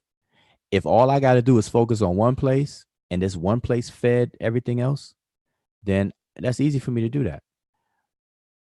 But if I have to look in many places to see the ratio and the range of direct versus indirect influence that many places had on other places, that takes more work. That takes more work. And so a lot of people, lazy, we tend to take the lazy route for everything. That's the easiest way. All right. So A lot of, and plus we have a misconception about these things. So number one, we're calling these things religions, and like I said, they're misusing that. Okay, and then we're not looking at some of these things as technology. Writing is a technology, but today we don't see it that way because we're born in a world of nothing but writing. Writing has been around for 5,000 years now, but when it was first introduced, it was seen as a specialized technology, and this technology was traded or taught or specialized in, you know, just like today. If you think about something, what's like what's a new branch of study today? Any of y'all know? On the Sean or June, what's like a new field that just recently, not recently, but in modern times that came about? Quantum physics. Let's just use that one. Quantum physics is a specialized field. It's a subfield of physics, itself, but I'm saying it's a specialized field. Not everybody's a physicist. Not everybody's even interested. Not everybody's talking about that. It's a specialty. It's a specialized thing that people get into if you're interested, and you learn and you deal with that. Well, writing in and of itself is the same way. And this answers the question about where was everybody literate? Did everybody learn how to read and write in Egypt and this and that? And third, if you look at it as technology and it's a specialized technology at that, then you'll understand the scenario and what the reality was in the environment at the time of Egypt's existence. Okay, and so in terms of influencing everybody else, it's just the more lazy way, not knowing that some of these things were shared. And these are concepts. Just like Sean, this whole show started with you talking about Anat. She's a Syrian, Palestinian, or Canaanite deity being shared in Egypt, and Egypt's like, all right, we got room for her. Stick her over here. She's cool. Matter of fact, we'll marry her to Satuk, put her up with men. Y'all go have fun with her. All right, there you go. Yeah. Now, yeah. So, I mean, it's evident that Egypt influenced a lot of things. Ancient Egypt influenced the modern world still to this day. So, of course, it influenced everybody within its proximity. But now, what's the lazy part is just to say that blanketly. The more scholarly way and scientific way is to set up a range. If you had to range it from 1 to 10, 10 being direct influence, like straight line direct influence, and 1 being a remote, distant, indirect influence. And then you start placing different cultural elements on that range. Then that's a more scholarly approach to work with, to say, okay, what did Egypt directly influence of this? What did they indirectly, and how far away, and then trace it out. Because Egypt could directly influence the Persian for element A, and then the Persians could directly influence somebody else of that same element A through that way. Like that's the lineage, that's the flow. But what people do lazily is say, okay, Egypt influenced it all, and don't tell you to what degree and stuff, because from one to another, we know that a lot of things were adjusted. People don't, a lot of times when technology is shared, or these concepts are cross-pollinated, they don't go over 100% exact,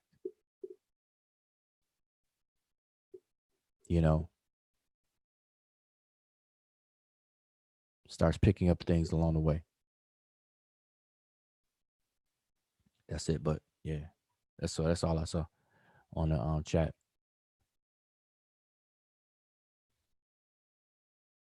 I think Oh, Sutek asks, he says, "Do you have a favorite nature? If so, who and why?" No, I don't have a favorite nature. Nope. Nope. What about dynasty? Dynasty. I don't have a favorite dynasty either. I don't have a favorite dynasty, but I kind of well, I have a range. I don't have a dynasty, a favorite dynasty, but I have a range from the old to the new kingdom. After the new kingdom, when you get to the Ptolemaic era, and what's interesting though, because when you asked that, it just made me think about it. Um, there's a lot of information that people in the social community, um, conscious community repeat that actually come from the Ptolemaic era. And it's funny, it's weird because they'll like their knowledge of Egypt comes from that era of time and those texts. You know, a lot of it. Not everybody, of course, but I'm saying a lot. But then when you hear them talk, they talk as if they shun the Greek invasion, Roman invasion, and this, that, and the third, and everything. But yet, a lot of things that they'll say, even positive about Egypt, comes from that era of time. You know, Temple of Edfu, Temple of Dendera. Those are Ptolemaic temples and stuff, but people will talk about it and do this and that with it. I just find that interesting. But now I don't have a favorite dynasty. I don't have a favorite dynasty because you know it's all of the dynasties from 1 to 30. They're so far backwards back in time that you know we can learn from them all. We could learn from the dynasties of the intermediate periods, you know, and everything. We could learn from that. But what now this don't have to do with the question, but what's interesting or should interest us is how the question of how did the Egyptians unify Egypt in the first place and then maintain that unity? How was that done? And that seems like just this out of the blue question. But if you really think about it, the Nile River, right? It's just look at the square mileage of Egypt. You could pull it up now. Just look at modern day Egypt and look at how much geographical territory that takes up. Let me see. I'm just gonna pull that real quick. The Arab Republic of Egypt. Um, area. It is 1,010,408 square kilometers. I don't know if that number triggers anything for you or mean anything, but that's the point I'm making though is there are people who went towards the river and became sedentary and settled there, and there was a lot of people there, and that's a lot of territory. So the big question is how did the people unify when at a time when there was no fast communication, there was no fast modes of transportation. You couldn't just text somebody and get people on the same page. How were they able to get everybody in sync on the same page to be unified? Number one, to get that going, kicked off, and then maintaining it. How was that done? Like that right there should be very interesting to people. That should attract people to look into and research. Yep. So I've also found that contrary to common belief, Kemet really didn't have a system of initiation per se.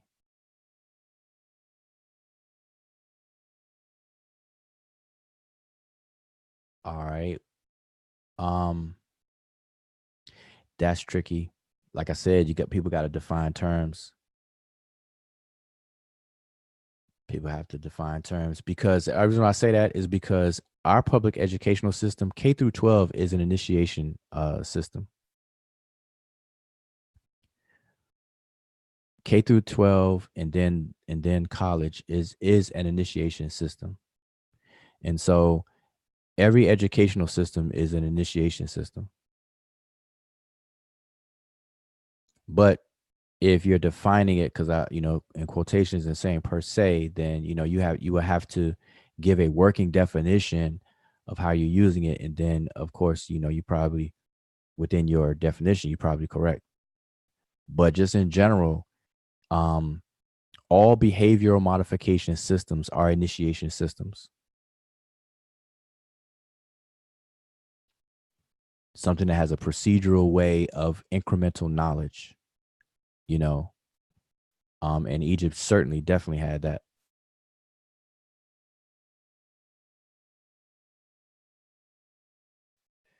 Yes, indeed.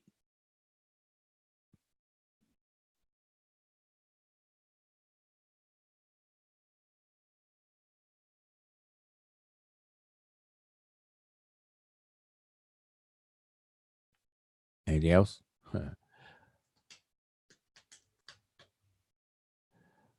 Would you say Egypt was the model for the Republic of the United States? Not directly, but there's elements for sure. Elements for sure. Yeah, we understand, through recent history, the founding fathers of this country were connected to Masonic organizations, which have in them a lot of elements that come from Egypt. So ideals, correlations, symbolisms, and things like that are definitely coming from initiatory systems and on the continent of Africa, and specifically iconography from Egypt and things. But Egypt's form of government now, see, this is where I say, not directly, because Egypt's form of government, it was a monarch, it was a kingdom, the hierarchy was different and things like that. But now we do have now Egypt was the world's first federation, Semitawi. And that's another thing. The word Tawi, we say it, you hear people talk about it, you hear people say it. And they may not understand what that implies. And so when we call Egypt Tawi, because Egypt wasn't called Kemet. Kemet wasn't the name for the kingdom until the 11th dynasty. That was the start of the use of that name for the national name of the kingdom. But prior to and during it being called Kemet, it was called Tawi, among other words too. But Tawi represented two realms, and it's the word Tawi is a dual form of the singular Ta, which means land or realm or region, etc. And what they were referring to when they would say Tawi is the two different environments that were ruled under one. And those two environments was the valley and the delta. So we should correct ourselves today and say Nile Valley and Delta civilization, and not just say Nile Valley civilization, because it's the same way today as if a person says, hey, I was born and raised in the city, I'm a city girl or I'm a city boy, versus I'm a country girl or I'm a country boy. They're although you could be in the same region or geographical territory, city life and country life will be a little different. And so the delta life and the valley life was a little different. And those were two distinct realms, each one called Ta, and together they were called Tawi. And so the unification of these two realms was Sema Tawi, and that was the unification of Kemet. And so within these two regions of the Ta Shemau and Ta Mehu, which are the upper and lower Kemet, or the valley and the delta, you had smaller communities, smaller communities the Greeks called nomes, the Egyptians called sapat. And so that can be likened, you can kind of overlay that over with the Federation of the United States and then the 50 states, because there were 42 roughly. It was more or less 42, but most people know about 42 nomes. And so like the United States is 50 states. It wasn't always 50, but 50 states now. Egypt, because Egypt, we could say Egypt was the United States of East Africa.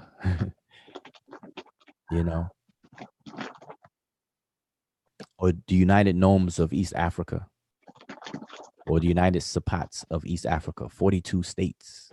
And each state had its, governor, just like the United States. So in that regards, there's a lot of patterns that we can see. So yes or no? Yep, June. Your mic is open.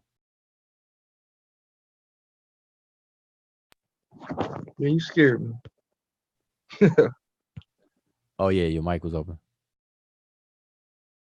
Oh, it said it was closed. My bad.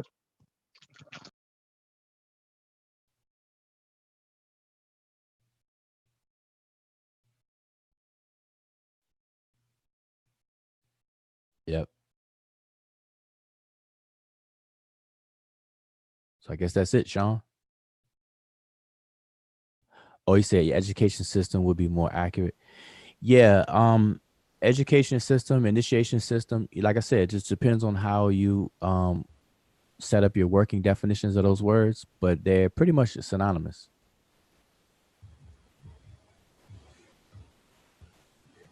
They're pretty much synonymous. An initiatory system and an educational system, they serve the same functions and everything.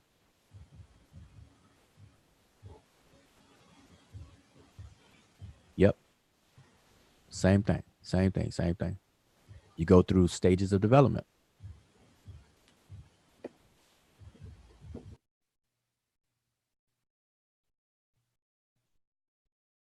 The Gnome Stone. Yeah, I don't know. I have to look into that, Vasa. But yeah, hopefully everybody understand what I'm saying about Tawi and all that good stuff, and how it was done. But it's amazing, you know, you know, it's amazing. And another thing, hopefully in 2020, people can stop trying to create this East Coast, West Coast of Africa dichotomy, where people are studying West Africa as if we can't study West Africa and East Africa at the same time, or groups of people study their respective areas of focus and then come together and share notes. Because I see from time to time this notion of why we study Egypt all the time, this BC stuff, when we study AD stuff, or West Africa, we come from West Africa as a result of the transatlantic slave trade and this and that. We're not really Egyptians and all that. Like all of that stuff is just noise if people just studied their respective areas of focus and then come together as a multidisciplinary team of researchers and share notes. People act like we can't walk and chew gum at the same time.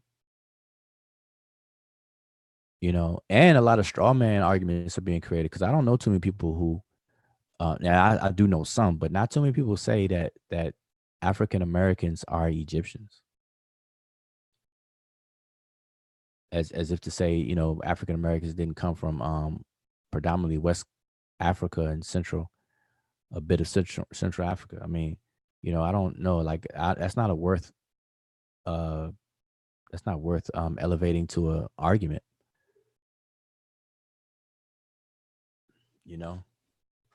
So I think that's I hope we don't see that in 2020.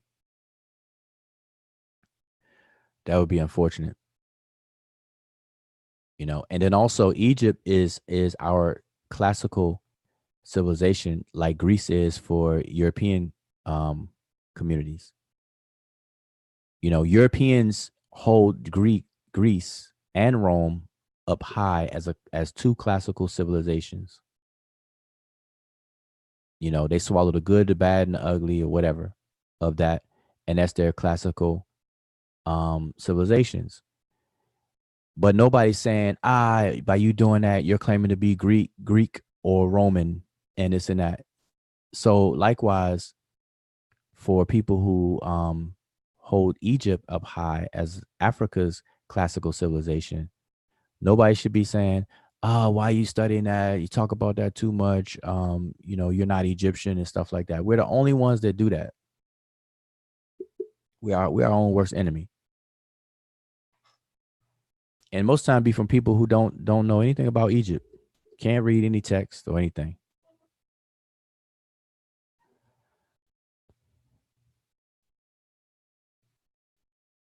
Yeah.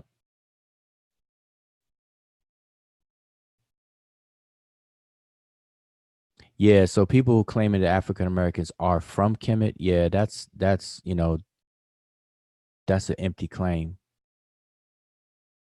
All claims should be supported by evidence. So anybody making claims and there's just no evidence for, it's really a waste of time.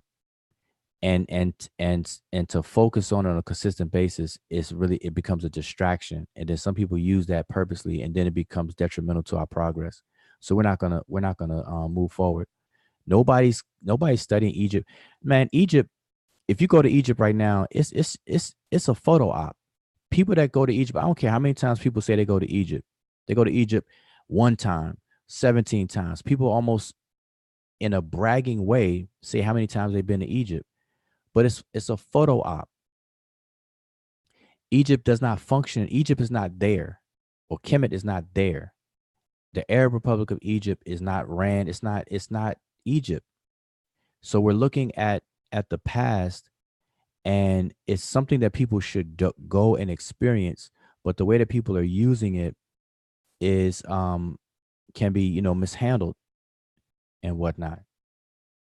you know Us today, we don't live near a river to where we depend on the flooding of that river for like 90% of our livelihoods and things like that. We don't live in a kingdom. We don't live in a monarchy where we have a king and things like that. So think about it. What is the value in saying that you are Egyptian? It's a self-esteem booster and feel good thing to even imply stuff like that, because it's understood Egypt was great. And so if you say that you are Egyptian, you're bypassing the work, and you're just saying, hey, I'm great. I come from greatness. Hey, look at me. I come from greatness. I took this L at a period of history called the transatlantic slave trade, but I don't want to deal with that. I just want to go straight back to the greatness. You know, Listen, we haven't gotten anywhere doing that. That's a scapegoat. And see, we should learn from, if anybody, we should learn from the Jews. The Jews embraced their Holocaust. The Jews embraced it. They effectively was assigned some territory given the state of Israel in 1948, I believe, 1947 or 48, after the World War II. They had national projects. They revived the Hebrew language. The Hebrew language was dead. They revived it. They got funding. They got support on a nation level. You want to instill pride and stuff like that. That's how you do that. You don't do it by just arbitrary claiming things that we can't even show evidence for and stuff. That's insane. If that's the case, everybody on the planet can claim to be African. Dead. Let's just fast forward. Let's just go all the way back to let's fast forward to the nitty gritty. Everybody on the planet can say they're African. All Homo sapiens are fundamentally African. ultimately or fundamentally African, meaning that everybody who is alive today that's a human being, Homo sapiens sapien, can trace their lineage back to the continent of Africa, ultimately. So there you have it. Let's just do that. What else is there to talk about?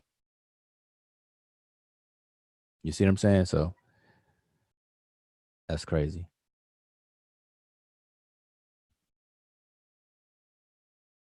Would you say Kemet was a African civilization? Okay, see that's a good question. And again, that's one of the conversations we need to have and slow it down for 2020. What does it mean to be African? Anything. And we had a little bit of these conversations. I know I did. I know the brother Sarimotep did.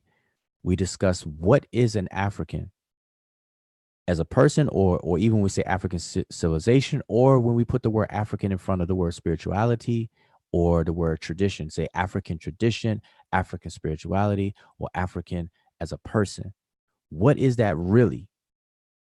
Because I'm going to tell you, when you actually study the people of the various African countries today and what they have laid in history and stuff, you won't find a conceptualization of an African anything.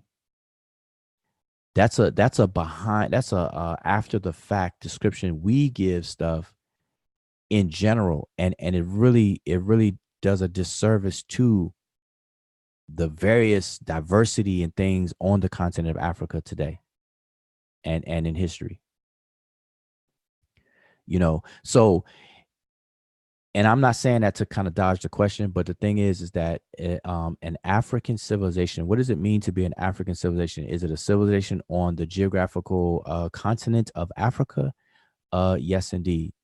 But you can't, but Africa is a continent, and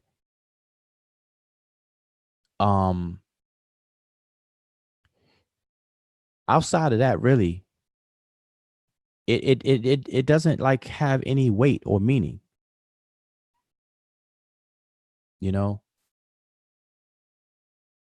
but some people need to hear that, like, African something, and that's a trigger for them. Because you got to understand, man, the earth is big. Africa is one continent out of many. You have South America, North America, Eurasia, and however we name these continents right now. But the whole notion of Africa, I'm telling you, we gotta kind of what do you call it? Kind of dissect and flesh that out. But I'm gonna say this: there's no concept of African. Africa is a continent. It's not a country. It's not an ethnicity. It's not a race. None of the above. None of the above.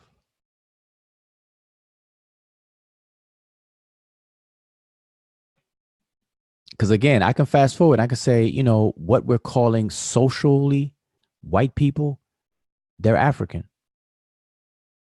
And when I say that, people will wrestle with it. They'll frown because, like, what do you mean white people are African? And so all humans are fundamentally from the continent of Africa if you trace the lineage back. So in the conversation, you have to set up these demarcation lines of geography and time. Because think about this: if all of humanity came from the continent of Africa, somewhere in the continent of Africa, in order for humans to be where we are today, that's dispersed across the whole globe, we had to migrate out of Africa to reach the places we are found now. So eventually everybody can trace themselves back to Africa. So at what point, what's the exact point that an African, if we want to call it that, stops being an African? If we were to just watch the timeline unfold and humanity, Homo sapiens sapiens, start in the continent of Africa, and then as we watch time unfold, pockets of humans disperse around the globe. At what point does any pocket of those Africans stop being African? You know what I'm saying?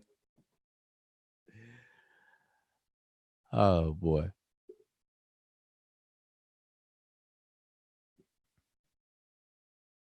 And that opens up a whole bunch of things in the conversation and a whole bunch of conversations. Anyway, I know I'm talking too much. Sean. Dude. Yeah, so We're good. I don't see no more questions. It's a good conversation though. Something to ponder on, people in the chat.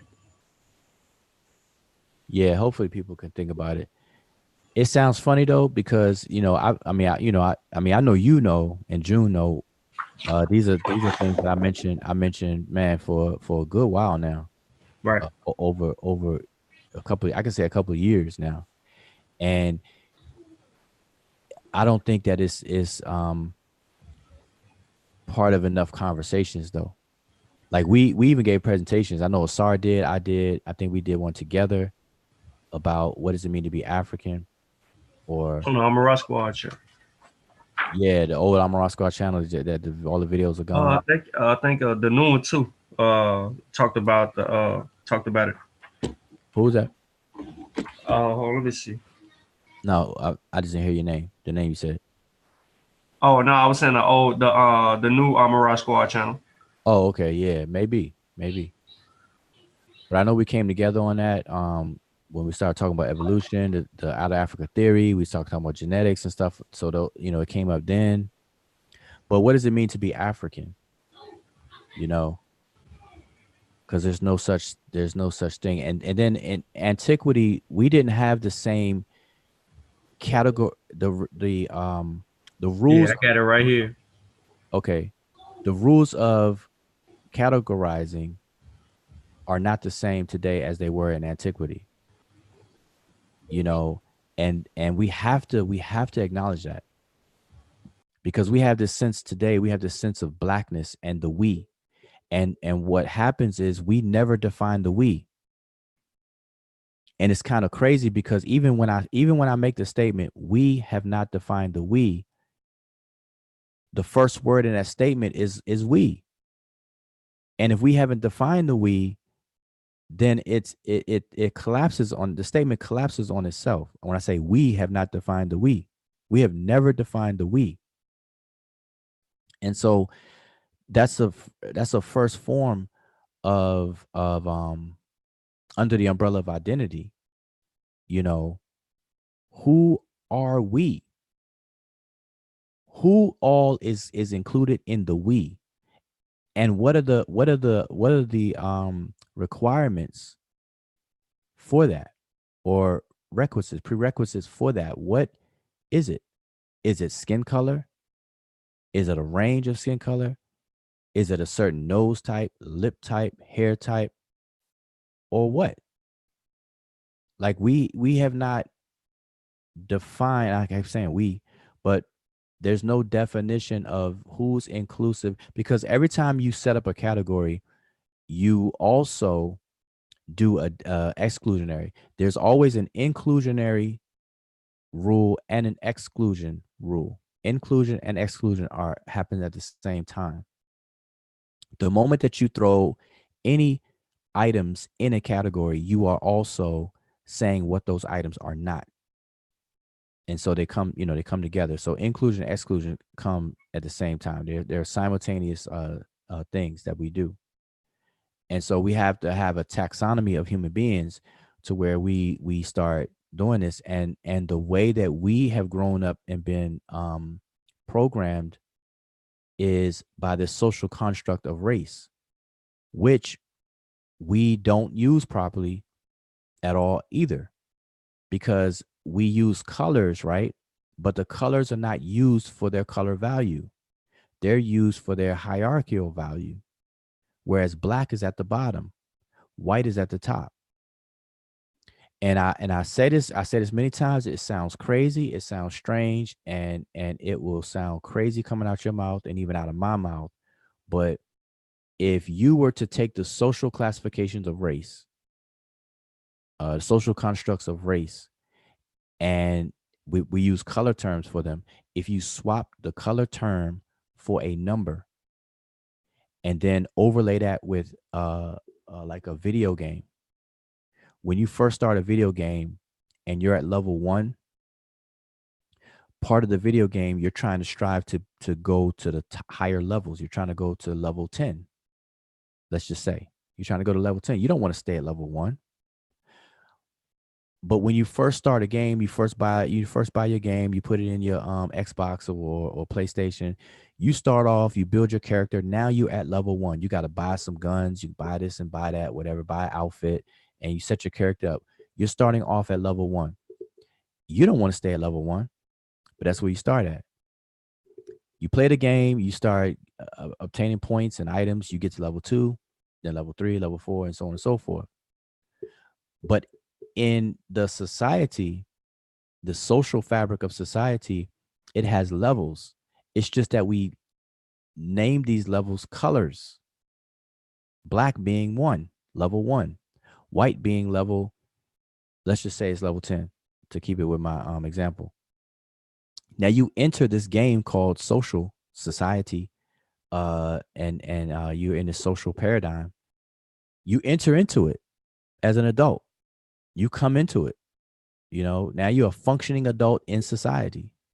You're at level 1. Do you want to stay at level 1? No. Now, if we called it that, that's clear. Nobody would have a real problem with that. But if I say, hey, you come into this as black, and then you want to strive to get to level 10, which we had to change 10 for white. You know how crazy that would sound right now? That a socially identified person who calls themselves black saying that, hey, I want to be white.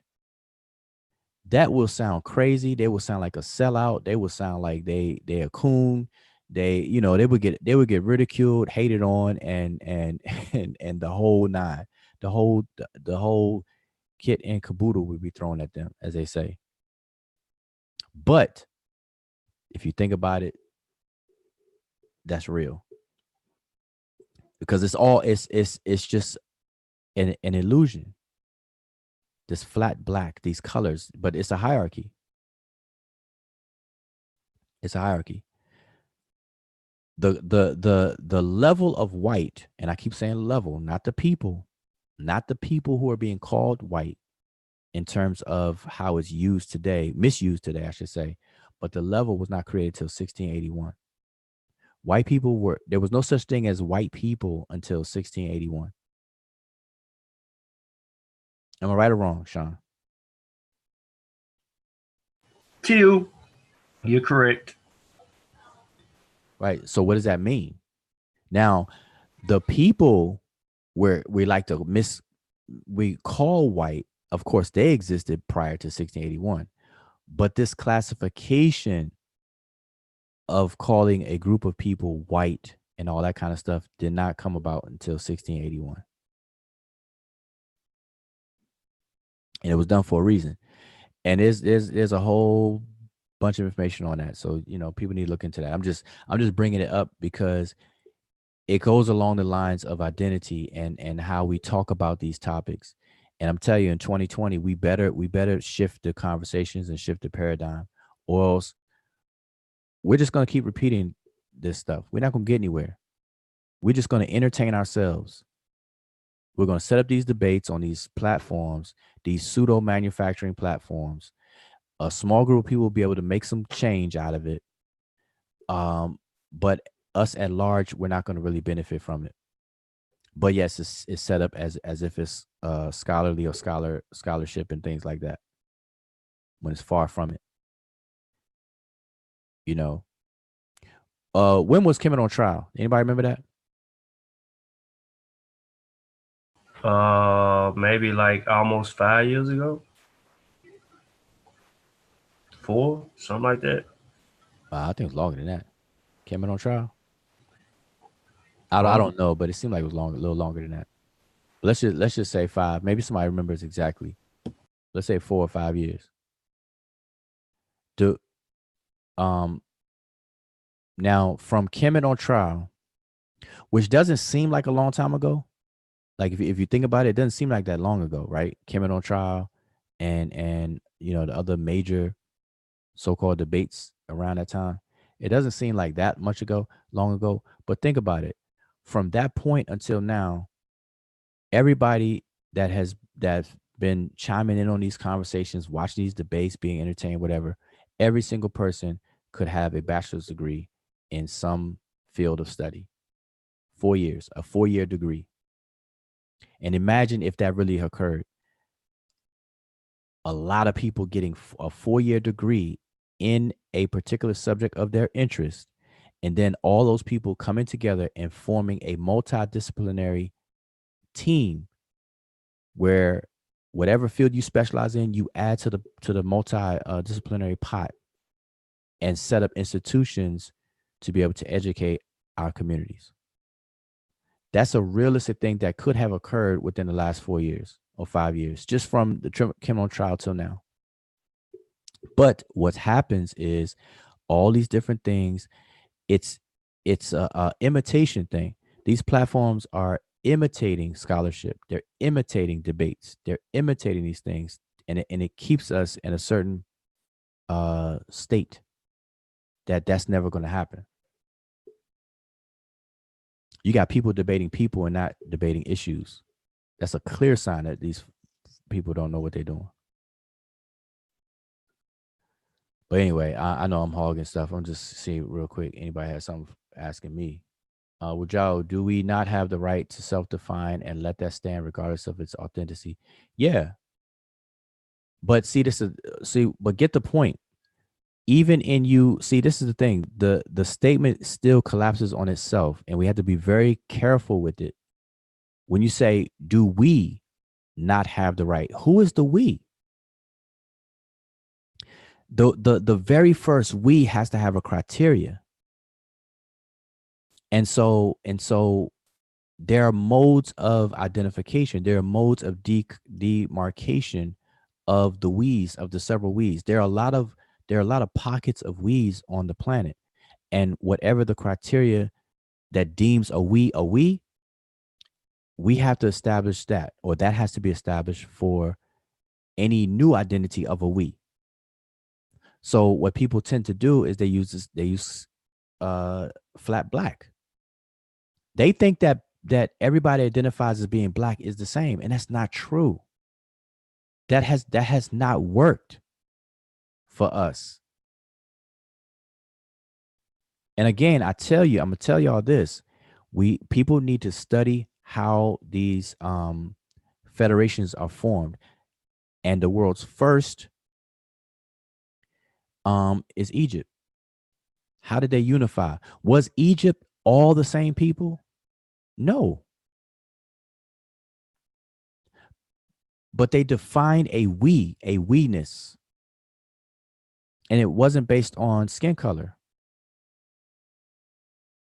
So whatever it is, I'm not saying, I'm saying whatever that is, that has to be the criteria. It can't be flat blackness. That never worked, never does, never has, and it never will. And so we got to get into the heart of these defining terms and stuff like that: culture, language, common experience, common descent, common lineage. All these other elements that used in combinations will formulate the rules for inclusion and exclusion from any particular we. And most important is the synchronization of the minds, the mentality. Because you can have a person who looks like your twin. Y'all could be not blood related, but that person could look like your twin, your brother, whatever. And they could be 180 degrees different from you in all of your ideals, to the point where you cannot work with that person. So just because they look like you don't mean anything. So should you bond or unify with somebody based on the shallow concept of looks, or the more deeper underlying principles of common mentalities, common psyche, common things that deal with the mind and ideals and things like that? And we say it today, get with like-minded people.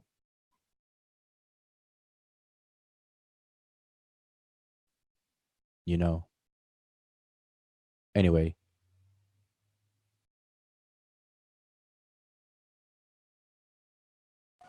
All right, ladies and gentlemen, we'll have Wujawu back again another day. Keep this thing going, man. I'm about to get out of here. I gotta go to the store. You going live later, Saber? I was trying to see what I wanted to do with people was to do like a year in review. You know, people chime in on what they remember took place, you know, for 2019 and stuff like that. So I don't know if anybody's doing that, but if anybody's already got that set up to do, I'll probably chime in and or look for something like that. Or I haven't heard, but I'll double check with Garfield to see. But I haven't heard. Yeah, a year in review. I think that's good. I mean, we did it last year and the year before, so yeah, we did. So I don't know. So I'm looking for somebody to do that, or I may kick it off and invite the whole whoever, whatever, get up to 100 people in these Zoom hangouts. So yeah. Okay, yeah, that'll be a good idea. But I'm just, man, I want to thank everybody for tuning in. If you're not subscribed to the channel, subscribe to the channel. Subscribe to the Masha Warrior Clan. Subscribe to the Seshu Money Metal Netu. Make sure you subscribe to all the families. We're going to continue to keep on learning. Going into the new year, you'll see a few things change. There'll be a lot of correction. So hopefully we don't continue to fall into the same trap. And we can continue to learn and expand our knowledge and do what needs to be done. June, you got anything, bro? No, just keep doing what you're doing. If we do the other show, I'll be there. Yeah, I'm gonna be there too. So that's why I'm gonna try to go to the store, get back, Yeah, chill out for a minute. but yeah, peace to you. Keep doing what you're doing, man. You and Kofi got a good thing going with these channels. Dua Saber, Wujau, for all the insight. Very much appreciated. And peace to everybody else listening. Happy New Year. Hotep. All right, on that note, I'm gonna say Shimon Hotep and look for the link, because Saber will put the link out on his Facebook page. If you're not his friend, his page is open to the public. Feel free to go over there, grab the link, join the panel, be a part of the discussion. On that note, I'm gonna say Shimon Hotep, and we'll see y'all soon.